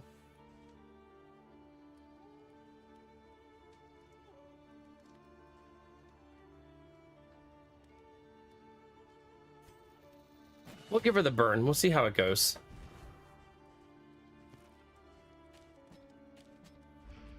We're just kind of grinding at this point, right? The run is like tumultuous and in a bad place. So we're really just seeing how far we could get with this team.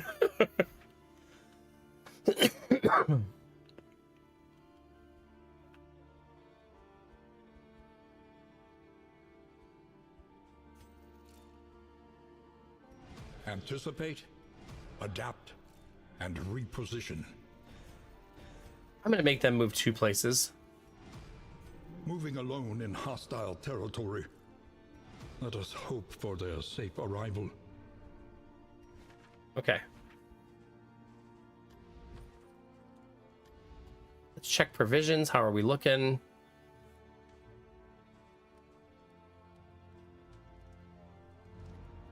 Belf Knight's pretty stressed. We should have him whittle some more, maybe.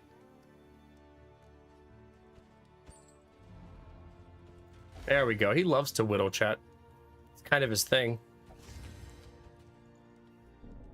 Are we going through a fire area?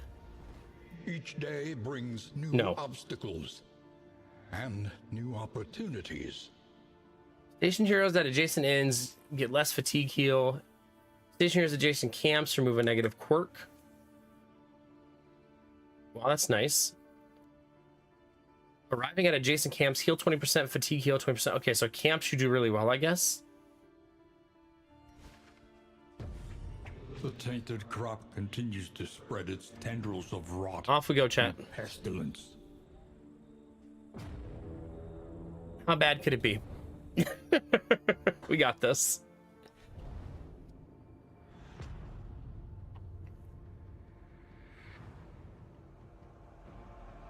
The rancid crop grows unchecked. and abhorrent. The problem is, I still don't really know what to do about this. Healers on the front lines of plague-stricken regions must be consulted. So I'm guessing I have to go to another doctor, is what it's saying. So let's just go to another hospital. Let's just keep going to the hospital and see if we keep getting new items. It's a brand new game mode, chat. It just came in like the most recent update, so there's still a lot of stuff we're like figuring out. Kind of cool though when there's not a lot of mysteries in a game and all of a sudden there is again, you know.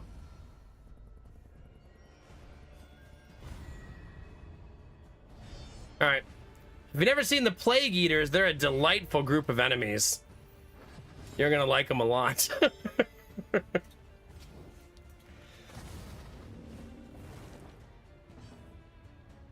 Yeah, these cuties, exactly.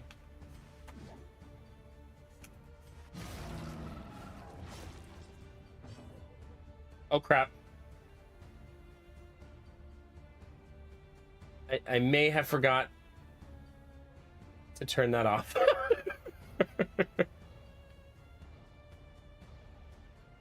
Okay, Pelt, sorry. Well, I'll tell you what. I don't think I'm doing more than this run anyways, so it might be perfect timing. I'm gonna have to switch where something is plugged in here in a second. Mostly because I was sleeping on the charge. I usually don't go for the big guy first, but I'm just feeling compelled for some reason. Get out here. That'll never not be one of the most amazing skills in the game, right?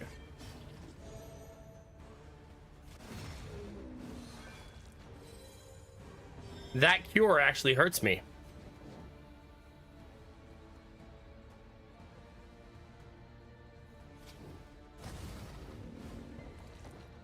Because I would have got a much bigger heal.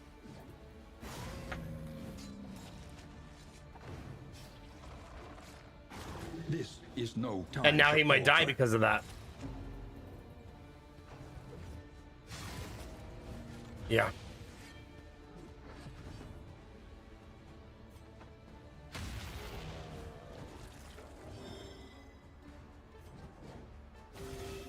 They did change that skill, though. It used to not heal for one.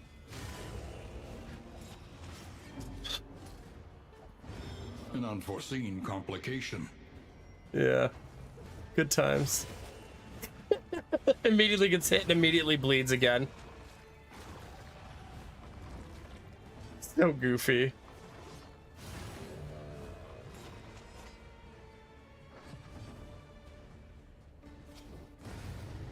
I mean, that's all because of that one bleed getting removed, though. That was just really shitty luck.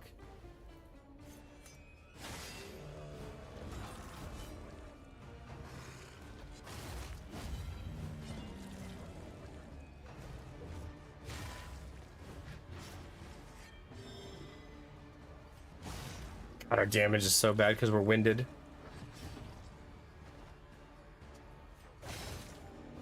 I still want to try to drag us up to that doctor, so I'm hoping we can actually do that.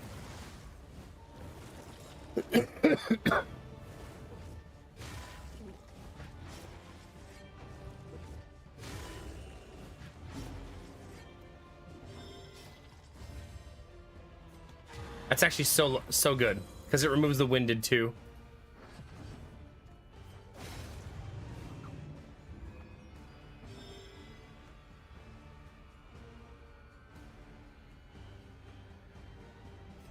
Guess I'll just do the 1 point heal. Foundation of trust.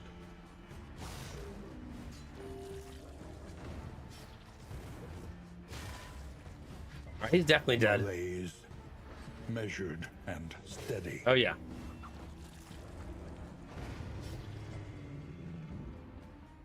And then there were 3, chat. In life or in death. We are all prisoners here. I believe this run is now called Ladies' Night, chat. Something like that.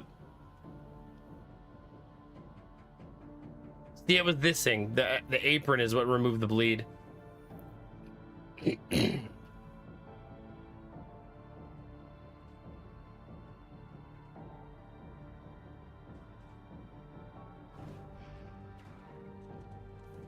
Right? Ladies' night is just, you know, cursing your enemies.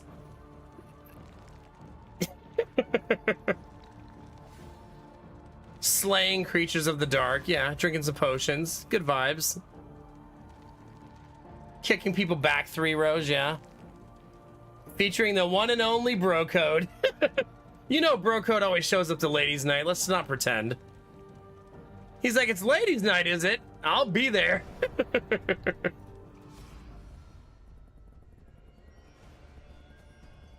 I am allowed to skip the fight. So let's do that, even though everybody's gonna hate me. An elementary problem, is it not?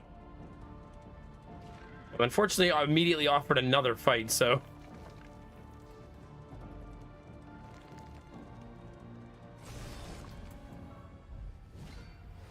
Pretty much, Crafton. The team is more prepared to die than to feel like they retreated.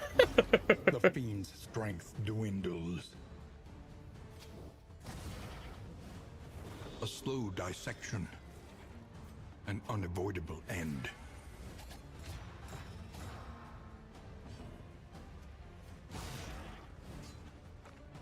Not lethal, but it is now. Excuse me, goodness gracious. Hey, no licking buttholes. We saw that. Everybody saw that.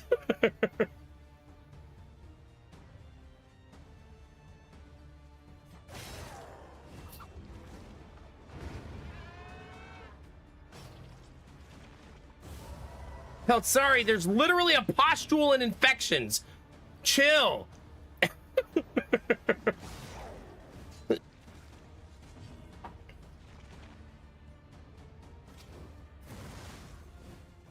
The enemy weakens. The neat thing about that fire dot you put up is it's a positional dot. So anybody who's in the 2 position will catch on fire, basically.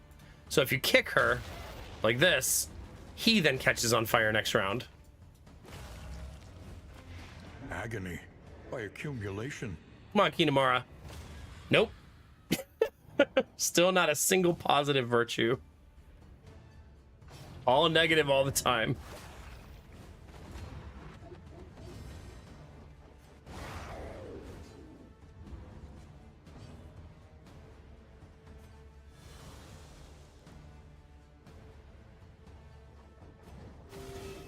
Not a very good heal, but timed.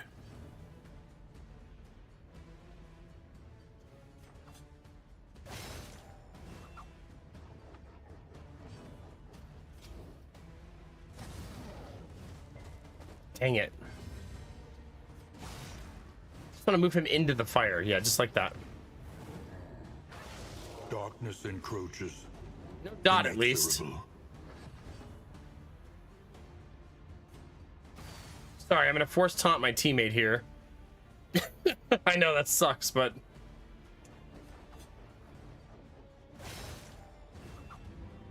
he's gonna eat it, isn't he? No, but he did AoE again, which sucks because that makes the death check happen.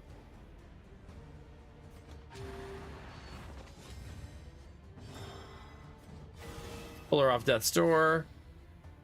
Okay, he can no longer eat the corpse, which is huge.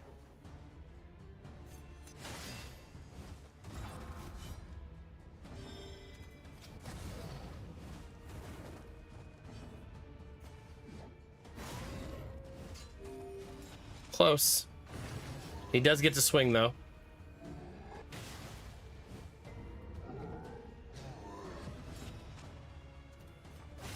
We're fine. Hey Nox, how's it going, buddy?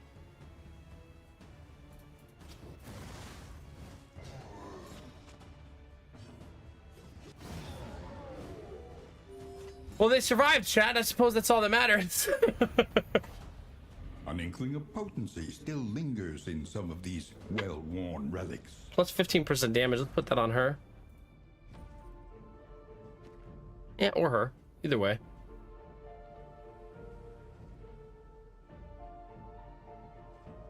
Apparently her rig is not that good. Ooh, excuse me.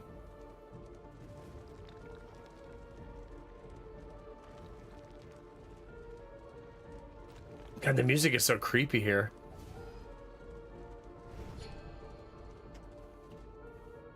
Okay, we did get something from her, so that's good.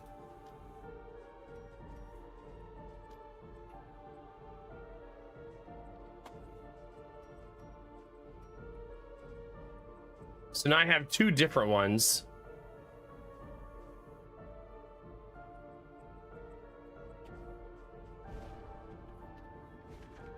Not a fight, not a fight. Yay, not a fight. We can still sneak a recruitment from the board. We just got to find one. We're going to start losing inns pretty soon, though. We won't have a choice.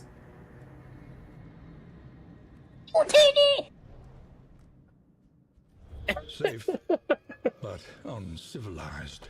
Thanks, Nox. Just making sure chat's awake. It's fine.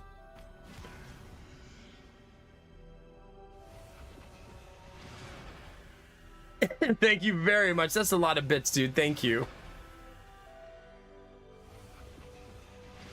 And then you also made sure no one is actually asleep. Very important.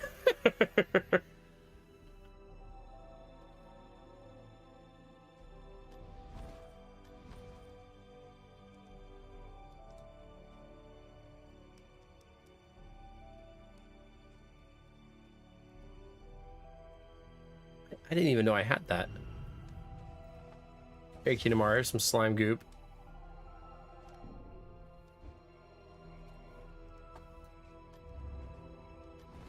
The kingdom clings tenuously to order.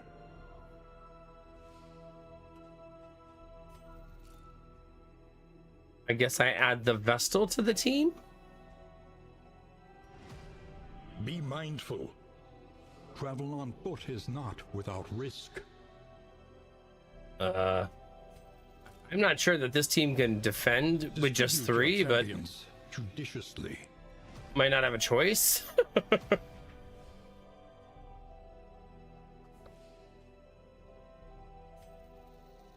Let us face the coming cruelties undaunted. I mean, the contagion is going to be on the entire map at this point.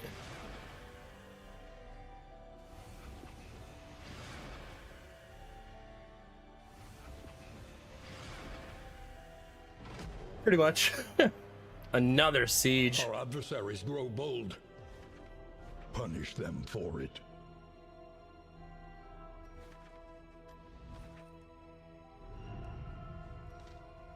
There we go. Relief for those taxed by the hardships of our campaign. Just keep throwing more people on the pile, chat. It'll eventually work, right? Kinemura, what disease do you have? Well, whatever it was, it got cured.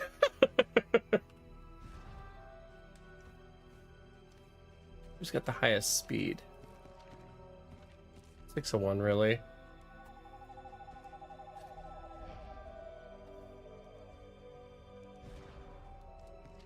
We only have one Crimson Curse, at least.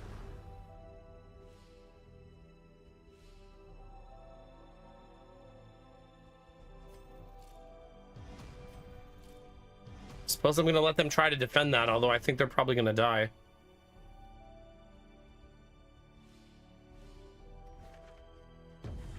Mud and rain. Resignation. Yeah, we'll find out. and Death.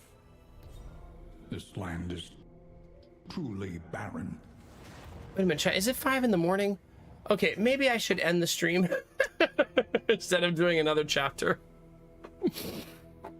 I'm just forgetting what time it is. Yeah, I probably should end there, chat. I gotta try to sneak in, as always now, I gotta try to sneak in an hour of sleep before I drive Jonah to school. Otherwise, I'm gonna be really tired. I don't like to be too tired when I gotta drive twice this morning. But yeah, we'll pick this up again tomorrow. We'll keep banging our head against the wall tomorrow. I'm gonna get lost in the sauce and just like keep going for it. Nox, thank you again for the bits. That's so damn helpful. All the subs, bits, and donations, chat, especially while we're moving, buying a house, selling a house, have a new baby, every little bit is so goddamn appreciated. So thank you. Thank you, thank you, thank you. And thank you for the bananas, too. Right on the way out. Hell yeah, Shadow. Thank you, buddy. Have a great day, okay? Bye, Samir. See you later, Nox. Bye, Peltzari. Crafton. All you lurkers out there. This is the first channel you've ever gifted to. Appreciate you, buddy. Thank you. Thank you, thank you, thank you. It means a lot to me. You're welcome for the lulz. Have a great day. Please don't try to go near any houses made out of cardboard. Please. For the love of God. Have a good night, buddy. Bye, Chaos. Have an awesome day, okay? Curling Master, I hope you have a wonderful day. Thanks for hanging. Bye, Pat Adams. We'll see you next time. But they're so cheap. You're welcome, Curling. Kinamara, have a good day. I'm glad today went as well as it could have. I'll be crossing my fingers you get good data from the biopsies and stuff. You couldn't pay me to. Me neither. Yeah. Apparently you could pay me. Never mind. Let's end on a positive note. Let me find somebody to raid. Oh, gosh. Oh, gosh, chat. I'm actually on pretty late right now. Let's see, chat. What are people up to tonight? That sounds nice, Curling Master. Enjoy it. Heck yeah. Put the panties down, Kinamara, please. Please.